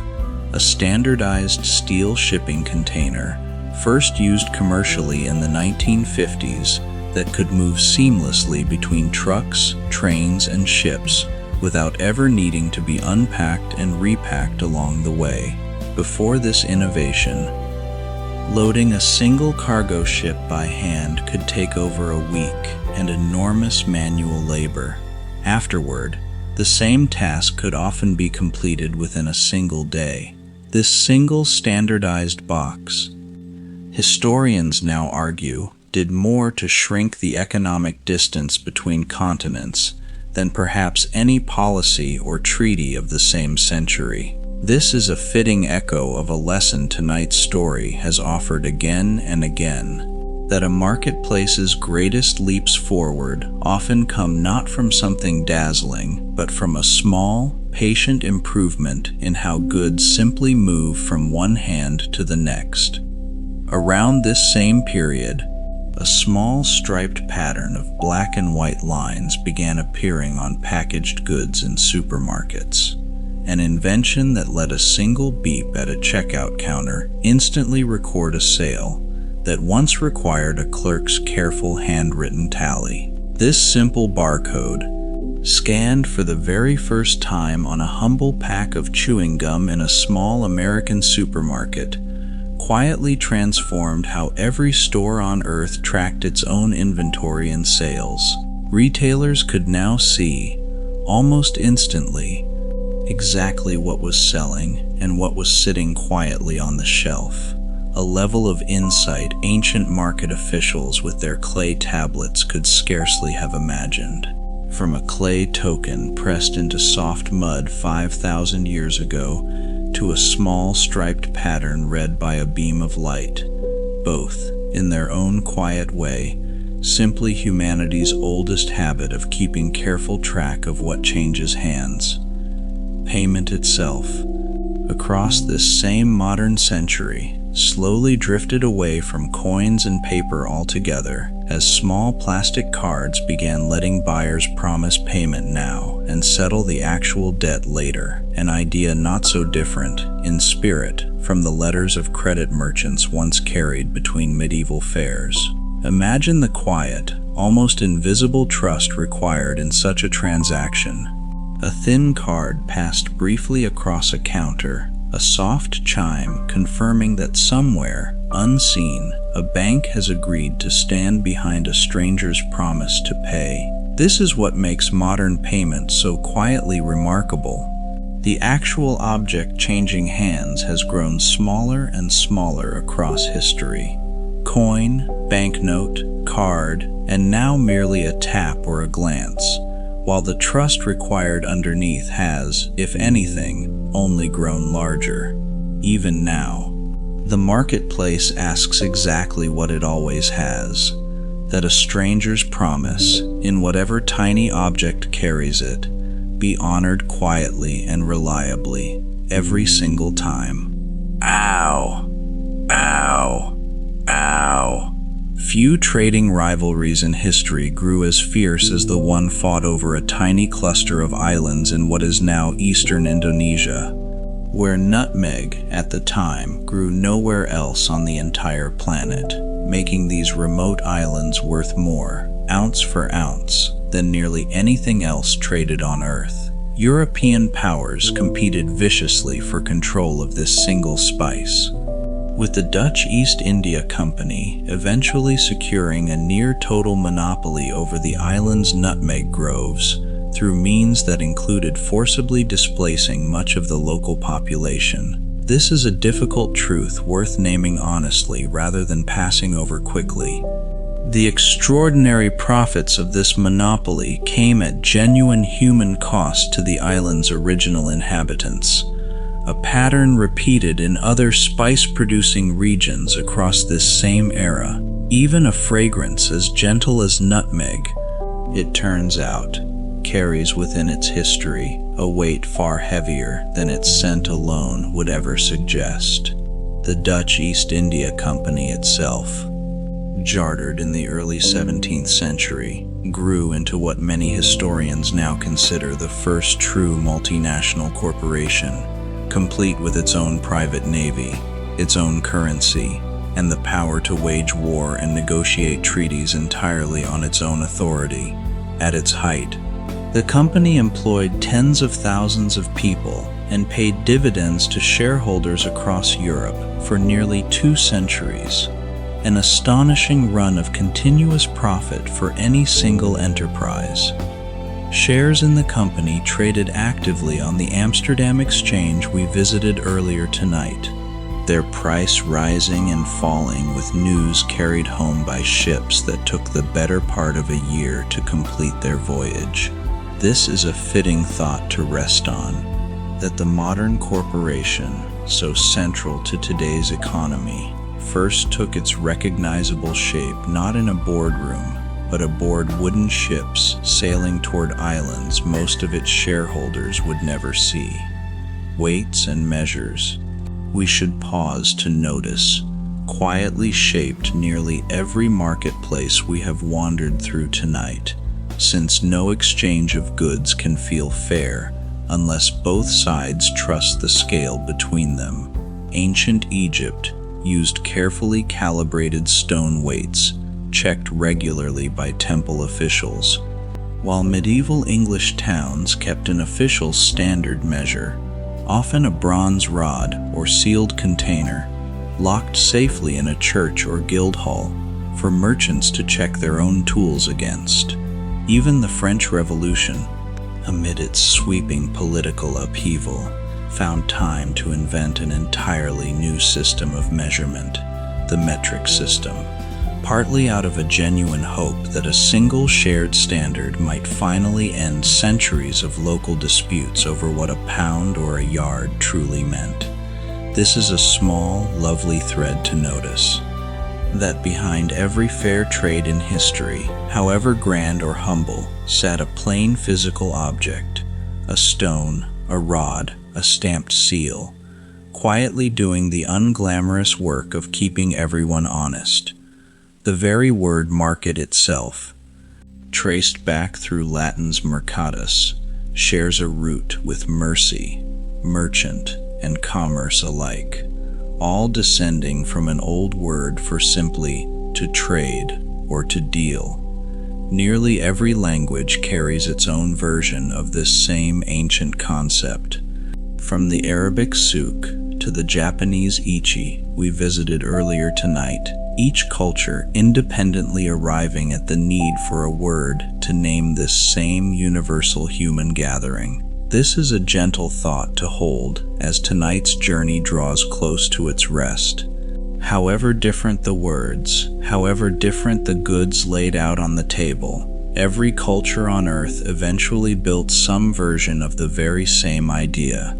A place, agreed upon by strangers, where trust could be quietly exchanged alongside whatever else was for sale. Stock exchanges themselves, by the 20th century, had grown from small coffee house gatherings into grand marble buildings, with their own elaborate rituals, including the now familiar tradition of ringing a bell to formally open and close each day of trading. This particular custom, adopted by exchanges in several countries, transformed a simple daily routine into a small piece of theater, often performed by visiting dignitaries or honored guests before a room full of waiting traders. Beneath the ritual, the actual work of these exchanges had grown extraordinarily fast and complex, with the invention of the telephone and later the computer steadily replacing the shouted trading floor with something quieter, though no less consequential.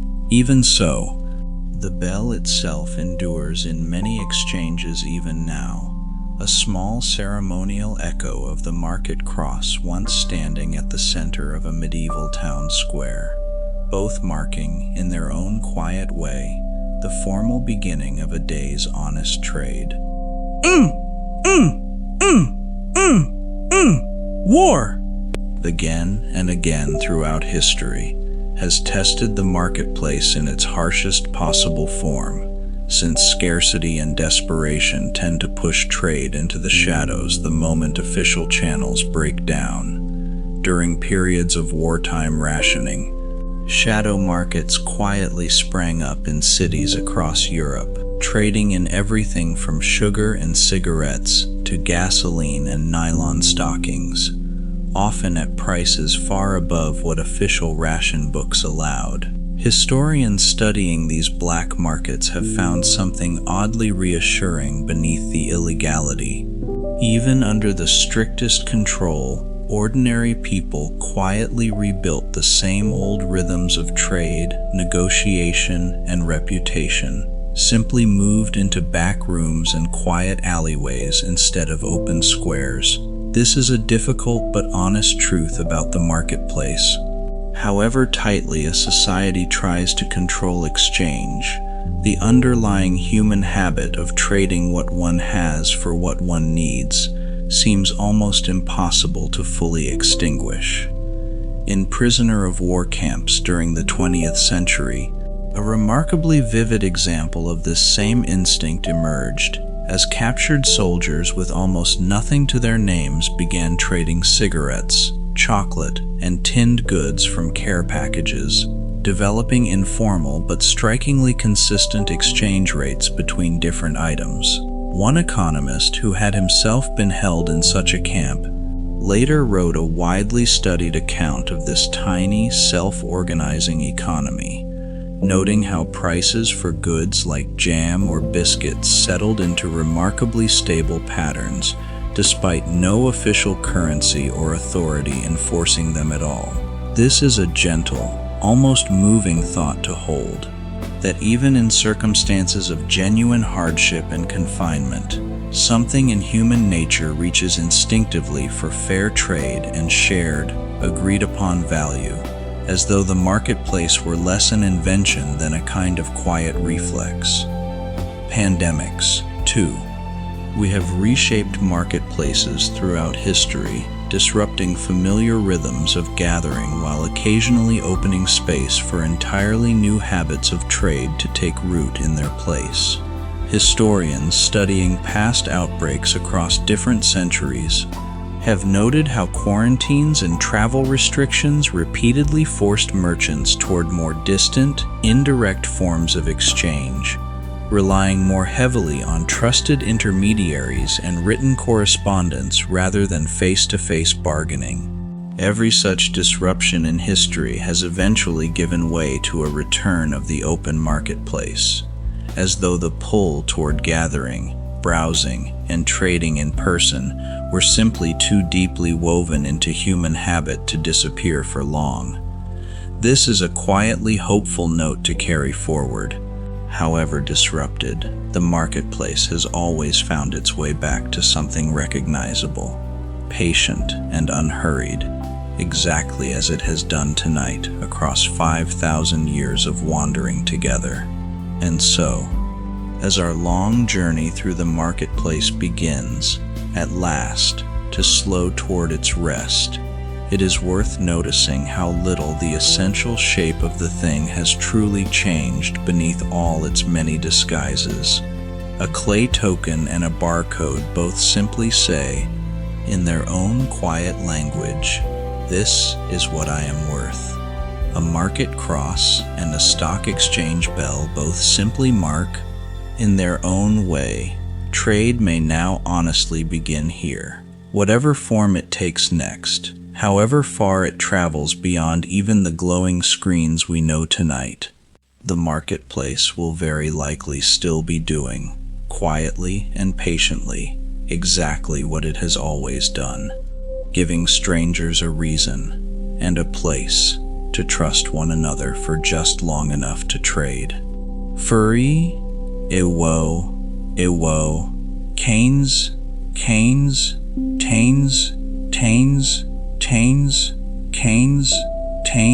The very shape of money most familiar to us is believed to have first appeared in the ancient kingdom of Lydia, in what is now Western Turkey, sometime around the 7th century BCE, stamped from a natural alloy of gold and silver found in local riverbeds. Before this innovation, traders had relied on carefully weighed lumps of precious metal, checked and rechecked with each transaction. A stamped coin, by contrast, carried its value already guaranteed by the authority whose mark it bore.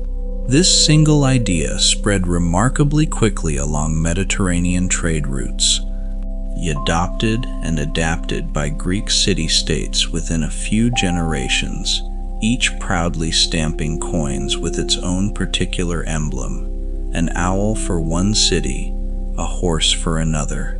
This is a lovely thought to hold gently. A single kingdom's riverbed alloy quietly gave rise to an idea so useful that nearly every civilization on Earth would eventually adopt some version of it. Long before or alongside coinage, many cultures found other clever ways to agree on shared value, and few objects traveled as widely for this purpose as the small, pale cowrie shell, gathered from the shallow waters of the Indian Ocean and carried inland across Africa and Asia for many centuries. These shells were light, durable, and difficult to counterfeit, the qualities that let them function as currency across vast distances long before any single empire controlled the routes along which they traveled. The strings of small, polished shell beads known as wampum served a similar purpose among many indigenous nations, used in trade, treaties, and ceremonial gifts long before European coinage arrived on those same shores. This is a gentle reminder worth carrying tonight, that money, at its oldest root, was never really about metal at all, only about finding something rare enough and trusted enough for strangers to agree upon its worth. Coffee, much like tea, built an entire marketplace of its own once it began traveling beyond its origins in the highlands of Ethiopia and the port city of Mocha in Yemen, from which it takes one of its oldest and most enduring names. Venetian merchants first carried coffee into Europe in the 16th century, where it was met with a mixture of suspicion and fascination, some clergy reportedly urging it be banned before a curious pope is said to have tasted it and approved. Coffee houses spread rapidly afterward across cities like Vienna, London, and Paris, becoming gathering places for merchants, writers, and revolutionaries alike, several of which we have already visited tonight in their role as the birthplace of insurance and stock trading. This is a fitting echo to notice. One small, bitter bean, carried from a single highland region, quietly reshaped not only what Europe drank each morning, but where and how an entire continent chose to do its business. Chocolate, too, carried its own long journey into global markets, beginning as a prized, bitter drink among the Maya and later the Aztec peoples of Mesoamerica, where cacao beans were valued highly enough to serve as a form of currency in their own right. Spanish conquistadors carried cacao back across the Atlantic in the 16th century, where European tastes gradually sweetened the drink with sugar, until it bore little resemblance to its original bitter form. Chocolate houses soon rivaled coffee houses in fashionable European cities, serving as their own small marketplace of gossip, business, and quiet negotiation over cups of the rich, dark drink. This is a small, sweet thought to hold as tonight's journey nears its close, that even something as simple as a shared cup of chocolate has, across centuries, carried within it the same old rhythm of gathering, trading, and trusting one another for just a little while. Silk, which lent its name to the very road we walked together earlier tonight, was for centuries one of history's most closely guarded trade secrets. Its method of production known only within China, and punishable by death for anyone caught attempting to smuggle silkworms beyond its borders. According to a story often repeated by later historians, silkworm eggs were eventually smuggled westward, hidden inside a hollow bamboo cane carried by traveling monks, finally breaking China's centuries-long monopoly on this precious fabric. Byzantine workshops began producing silk of their own not long afterward, slowly loosening China's grip on a trade that had, for 1,000 years, made silk worth its exact weight in gold across the ancient world. That even the most carefully guarded secret of any marketplace eventually finds its way into wider hands, however many centuries it takes to travel. Porcelain, much like silk, remained a closely guarded Chinese secret for centuries, its delicate, translucent quality so prized in Europe that wealthy collectors displayed it as a genuine luxury alongside gold and gemstones. European potters spent decades attempting, largely in vain, to reproduce its exact formula, until a German alchemist finally succeeded in the early 18th century, founding a porcelain workshop that still carries his discovery's legacy today. Ships carrying porcelain from China to Europe sailed such long, dangerous routes that a single successful cargo could make a trading company's entire year profitable, while a single shipwreck could just as easily ruin it. This is a fitting note to end this particular thread on, that an object as fragile as a porcelain cup once carried, quite literally, the fortunes of entire trading companies, balanced carefully within its journey across half the world. Before Amsterdam ever built its own famous exchange. Before Amsterdam ever built its own famous exchange. The Flemish city of Antwerp constructed what many historians consider the very first purpose-built commodity exchange in the world. A large open courtyard completed in the early 16th century solely for merchants to meet and trade. An inscription above its entrance, according to later accounts, welcomed merchants of every nation and every tongue, a rare and deliberate statement of openness for its era, when trade was so often tangled with religious and political suspicion. For several decades, Antwerp stood as the beating commercial heart of Northern Europe, trading spices, textiles, and silver on a scale that briefly outpaced even Venice at its height. Yet this prosperity proved fragile, and when war and religious conflict swept through the region later that same century, much of Antwerp's trade quietly drained northward to Amsterdam, a reminder that even a city built specifically to welcome commerce cannot always keep hold of it. Merchants trading across so many different nations and languages inevitably needed some shared way to simply understand one another, and across the Mediterranean for many centuries, traders relied on a practical trading pidgin, blending Italian, Spanish, Arabic, and Greek into a rough, functional shared tongue historians now call by the fitting name lingua franca, quite literally the language of the Franks. This hybrid speech was never taught in any school, yet sailors and merchants across an enormous stretch of coastline picked it up simply through the daily necessity of doing business with one another. This is a lovely, quietly practical thought, that an entire shared language could spring up, not from any single ruler's decree, but simply from thousands of ordinary merchants needing, again and again, to make themselves understood at market. By the 18th century, scholars had begun to study the marketplace itself as a subject worthy of careful, systematic thought, none more influentially than a Scottish philosopher whose work on the wealth of nations argued that individuals pursuing their own interest in an open market could, almost unintentionally, benefit the wider community as a whole. He described this quiet, self-organizing tendency using the gentle image of an invisible hand, guiding buyers and sellers toward outcomes that no single planner had directly intended or designed.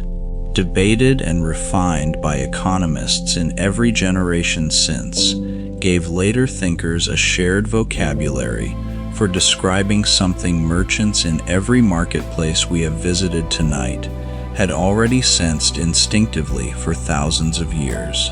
This is a fitting thought to hold as our long journey nears its final rest, that the patient, quiet order humans have always found in trading with one another was eventually given a name, though the thing itself had clearly been there all along, waiting patiently to be noticed. Weekly market day, in towns across nearly every culture we have wandered through tonight, carried a social weight far beyond its economic purpose, since it was so often the one predictable day when scattered rural neighbors could reliably expect to see one another face to face. News traveled fastest on market day, carried between stalls as readily as grain or cloth, a wedding announced, a birth celebrated, a distant war's outcome finally confirmed by a traveler passing through. Imagine the quiet anticipation of such a morning in a small town long ago. Carts creaking slowly along a dirt road before dawn, neighbors calling greetings across the low morning mist as the market square slowly filled. This is perhaps the gentlest truth tonight's whole journey has circled around again and again, that the marketplace, at every point across 5,000 years, has always been at least as much about people simply gathering together as it has ever been about anything bought or sold. Decades before European ships ever reached the shores of India, a Chinese admiral named Zheng He commanded a fleet so vast that European sailors of the same era would have found it almost unimaginable. Some of his ships reportedly many times larger than anything Columbus would later sail. These treasure fleets carried silk, porcelain, and gifts to ports across Southeast Asia, India, and even the eastern coast of Africa, returning with exotic goods, ambassadors, and according to some accounts, even a giraffe presented to the delighted imperial court back home. Yet these voyages were undertaken for prestige and diplomacy as much as profit, and when a change in imperial policy later turned China's attention inward, the great fleets were dismantled and largely forgotten within a single generation. This is a quiet, almost wistful thought to hold. History came remarkably close to a very different shape of global trade, had these voyages simply continued a few decades longer than they did. Portugal, meanwhile, pursued a very different ambition during these same centuries, sending ships steadily further down the coast of Africa in a patient, generations-long search for a sea route to the spice markets of India, hoping to bypass the Venetian and Arab traders who had controlled that trade for so long. When a Portuguese fleet finally rounded the southern tip of Africa and reached the Indian coast late in the 15th century, it opened an entirely new maritime path for the spice trade, one that would gradually shift the center of European commerce away from the Mediterranean and toward the Atlantic coast instead. modest in the number of ships involved, would eventually help topple the trading advantages Venice had guarded so carefully for centuries, proving once again that geography, however favorable, is never a permanent guarantee. This is a fitting echo of an earlier thought tonight.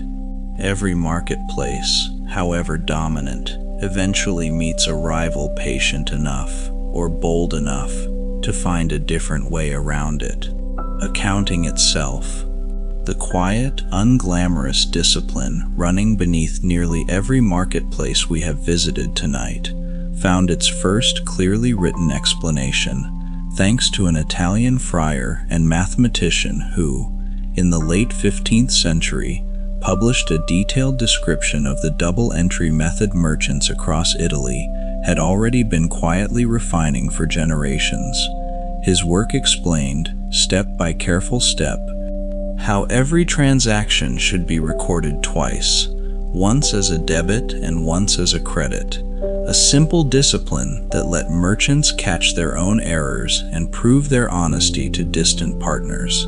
This single book, printed not long after the printing press itself had spread across Europe, is credited by many historians with giving merchants everywhere a shared, reliable language for measuring profit and loss. This is a gentle thought to rest on as tonight's long journey nears its close, that behind every grand market we have wandered through tonight, someone, somewhere, was quietly keeping the books. And it was this humble discipline, more than any single spice or coin, that let trust travel as far and as safely as it ever has.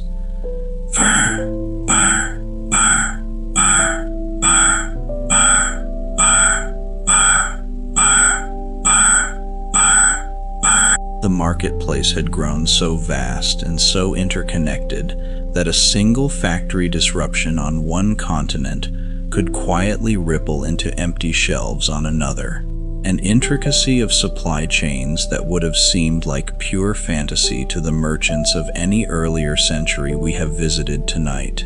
Goods now routinely crossed a dozen borders before reaching a final buyer. A bolt of cloth woven in one country, cut and sewn in another, shipped through a third, each step relying on the same old ingredient every marketplace has always needed: the quiet trust that a stranger, somewhere down the line, will do their part faithfully. Economists studying this vast, tangled web often marvel at how smoothly it functions most of the time, given how many separate strangers, speaking dozens of languages, must each quietly keep their word for the whole system to hold together. This is a fitting thought to hold gently as our journey nears its final rest tonight. The modern global marketplace, for all its dazzling complexity, still rests on nothing sturdier or more remarkable than the same fragile thread of trust that bound two strangers together beside a river 5,000 years ago. Markets have weathered fires, plagues, wars, and the slow collapse of empires that once seemed permanent. And yet, remarkably, some version of the marketplace has always quietly reassembled itself afterward, as though trade were less a fragile invention than a stubborn, patient habit woven into human nature itself. Every culture we have wandered through tonight, however distant from one another in time or geography, independently arrived at strikingly similar solutions: a trusted place to gather, a fair way to measure, a shared word for the debt owed, a small ritual to mark an honest deal. This is perhaps the quietest, gentlest truth this long story leaves us with: that the marketplace was never really invented by any single culture at all, but discovered again and again by ordinary people simply trying to meet each other's needs a little more easily. As 5,000 years of gathering, trading, and trusting finally draws to its rest for tonight, let your own thoughts settle, unhurried, into the quiet that follows every market's closing hour. Then,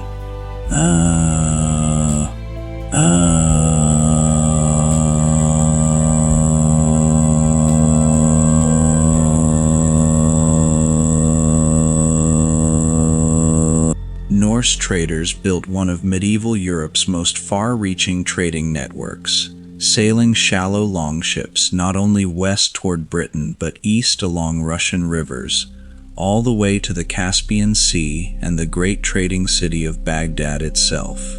At a bustling trading town called Birka, on a small island in what is now Sweden, archaeologists have uncovered Arab silver coins, Byzantine silk, and glass beads from as far away as India, quiet physical proof of trade routes stretching across nearly the entire known world of the time. Imagine the docks of such a town on a cold northern morning, furs stacked high against the frost, foreign coins clinking softly as merchants weighed silver on small hanging scales. This is a lovely thought to hold. The same restless ships so often remembered only for raiding also quietly carried some of medieval Europe's most impressively distant and diverse trade.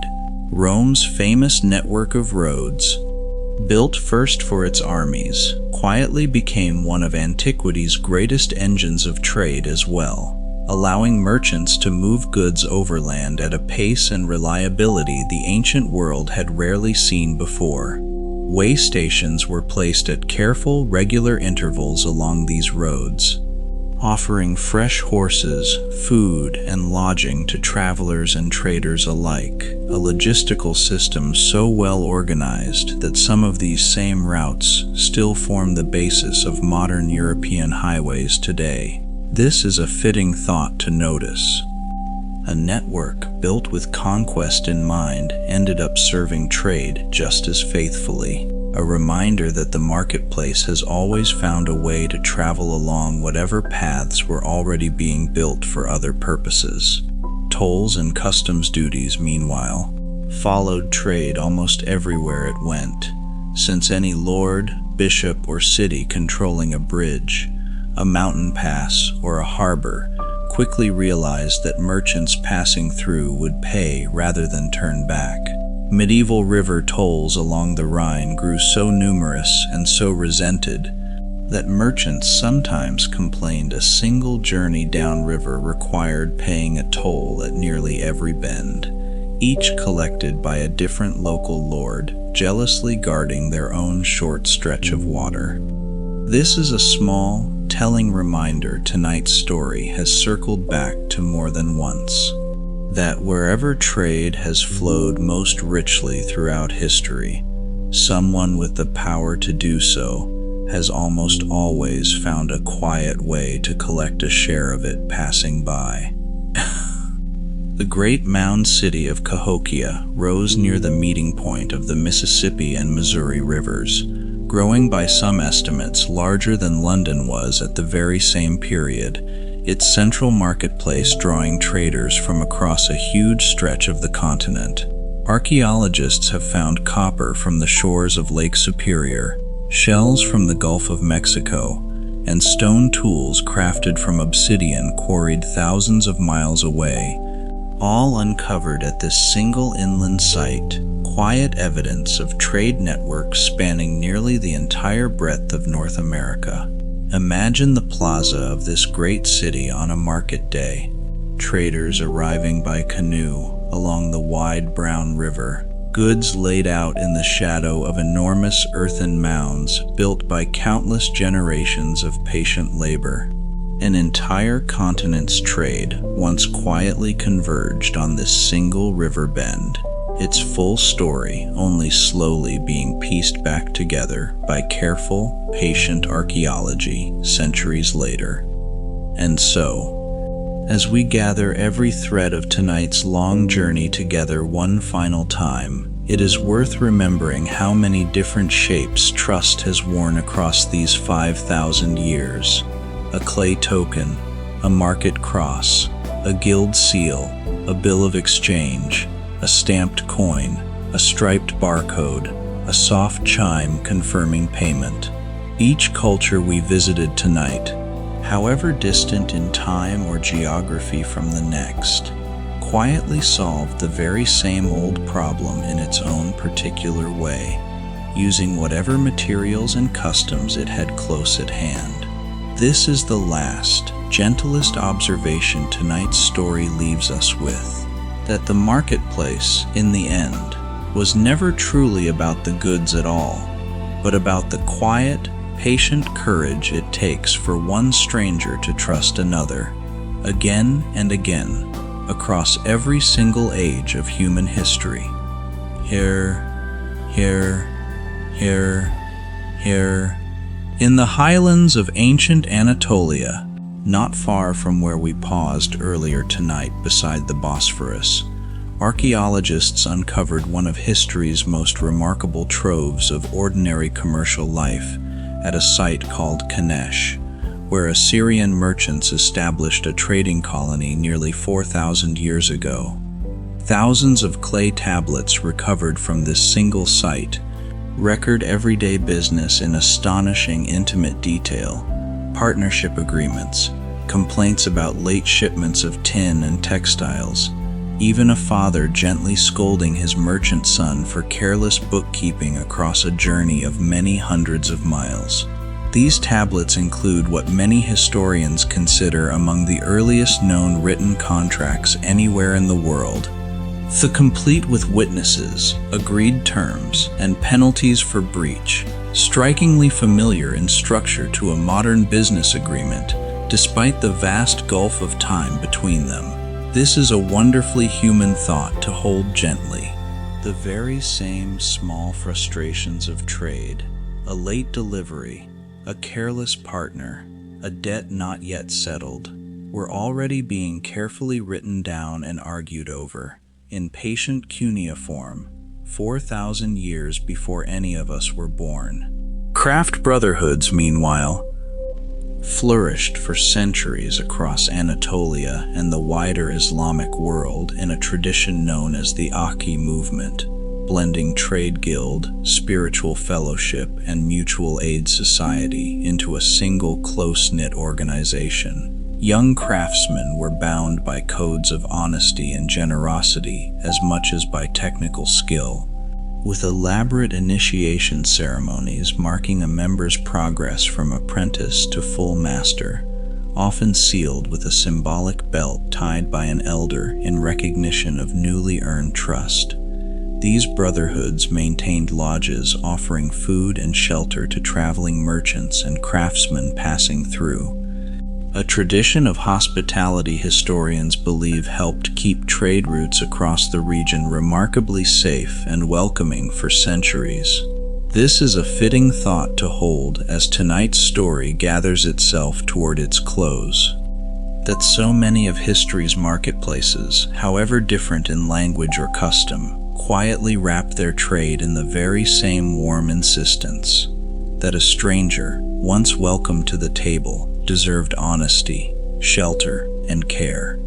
Bargaining itself, the slow, unhurried back and forth so central to markets across so many of the cultures we visited tonight, was rarely just about reaching the lowest possible price. Anthropologists studying markets across the Middle East, North Africa, and Asia have long noted that haggling often served as a small social ritual in its own right, a way of showing respect, testing character, and building a relationship before any goods changed hands at all. A price offered too quickly, in many such markets, could almost feel like an insult, a refusal to engage properly in the unhurried conversation trade was supposed to be.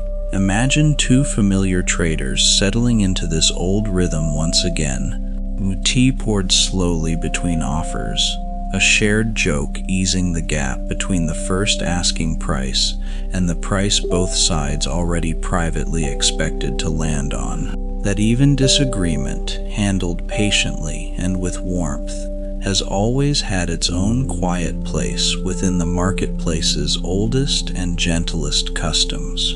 Spanish colonizers discovered in the 16th century one of the richest silver deposits ever found on Earth at a mountain called Potosi, whose mines would eventually help reshape the flow of money across the entire globe. Silver extracted here was minted into coins and shipped across the Pacific aboard great galleons to markets in the Philippines, where it was traded directly for Chinese silk and porcelain. Since China's enormous economy had, by this period, developed an especially strong appetite for silver as its preferred form of money. This single trade route, linking a mountain in South America to workshops in China by way of a single Pacific crossing, is sometimes described by historians as the true beginning of a fully global economy. The first time goods and money circled nearly the entire planet in one continuous loop. Yet this same silver came at a staggering human cost, extracted largely through the forced labor of indigenous and later enslaved workers under brutal conditions that claimed countless lives across the mine's long operation. This is a difficult truth worth resting on honestly rather than glossing past. The coins that first stitched together a truly global marketplace were minted, in no small part, from suffering that history still has a responsibility to remember clearly. And with that final, sobering thread woven honestly into tonight's long tapestry, we have wandered together across nearly every continent, every era, and nearly every imaginable good: grain and gold, silk and salt, tulips and tea, cowrie shells and clay tablets, each one carrying its own small piece of the same enduring story. Some of these threads were dazzling, some were difficult, and most were simply, quietly human. Ordinary people finding ordinary, patient ways to meet each other's needs, generation after generation, continent after continent. This is the last, softest thought I will leave curled gently around you tonight. That wherever you are listening from, in whatever quiet room holds you now, you are resting at the far end of an unbroken thread of trust that stretches back through every marketplace we have visited, all the way to a dusty riverbank and two strangers agreeing for the very first time to trade.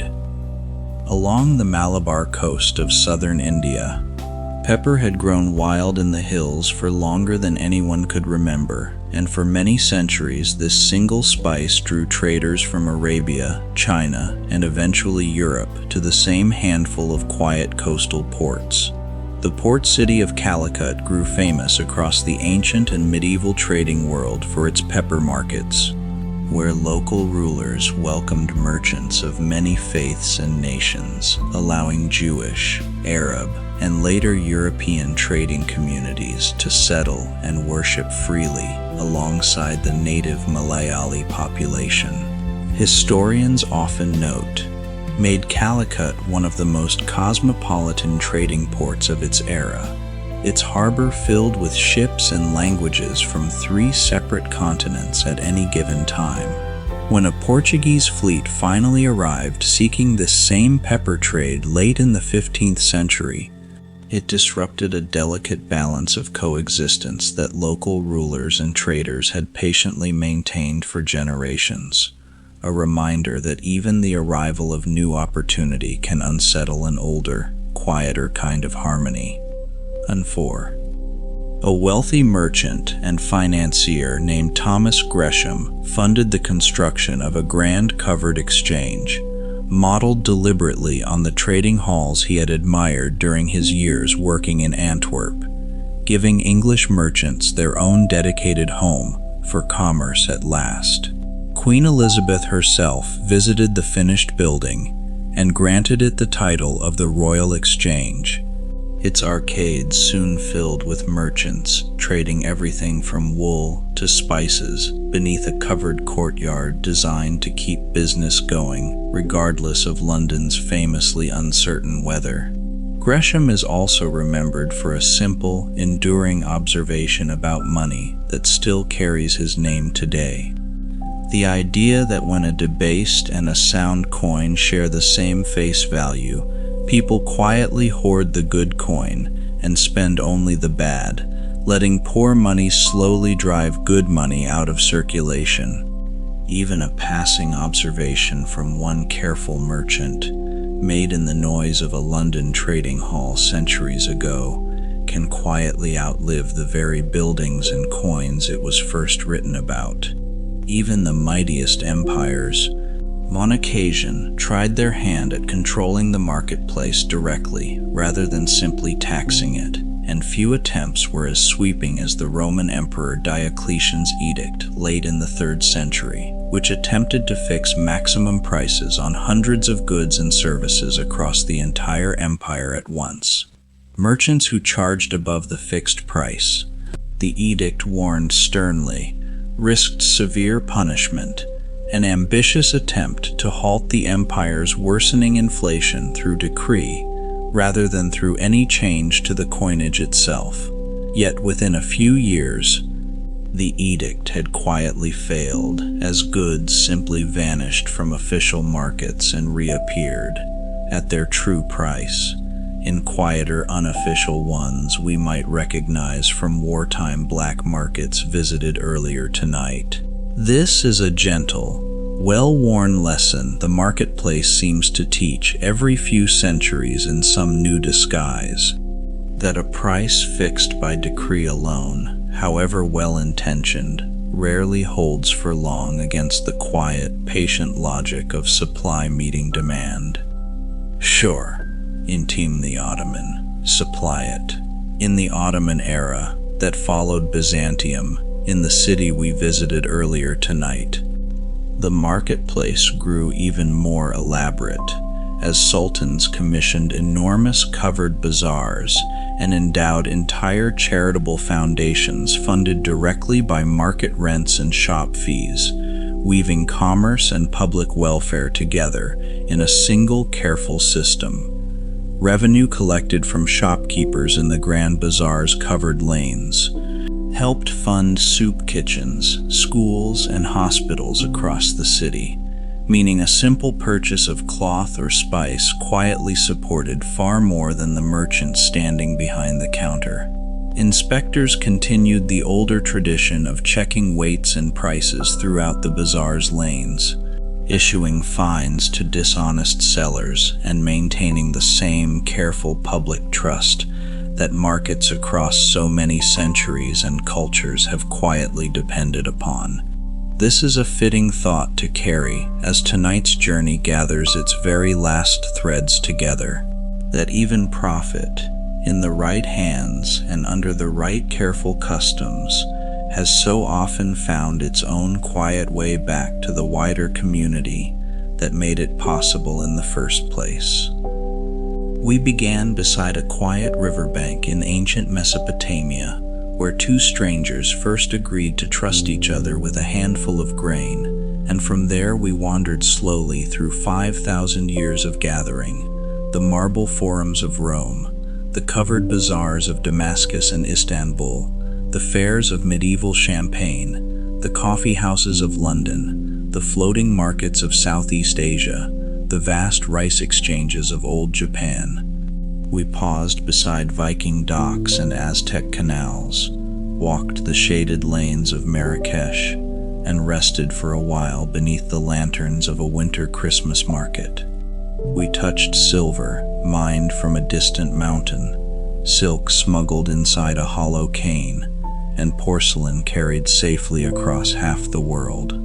Through every one of these places, one soft thread never broke, the patient, quiet courage of strangers choosing again and again to trust one another. If your thoughts are still drifting alongside mine, there is another sleepy economics story waiting whenever you are ready for it. Another river, another market, another quiet corner of history to wander through together.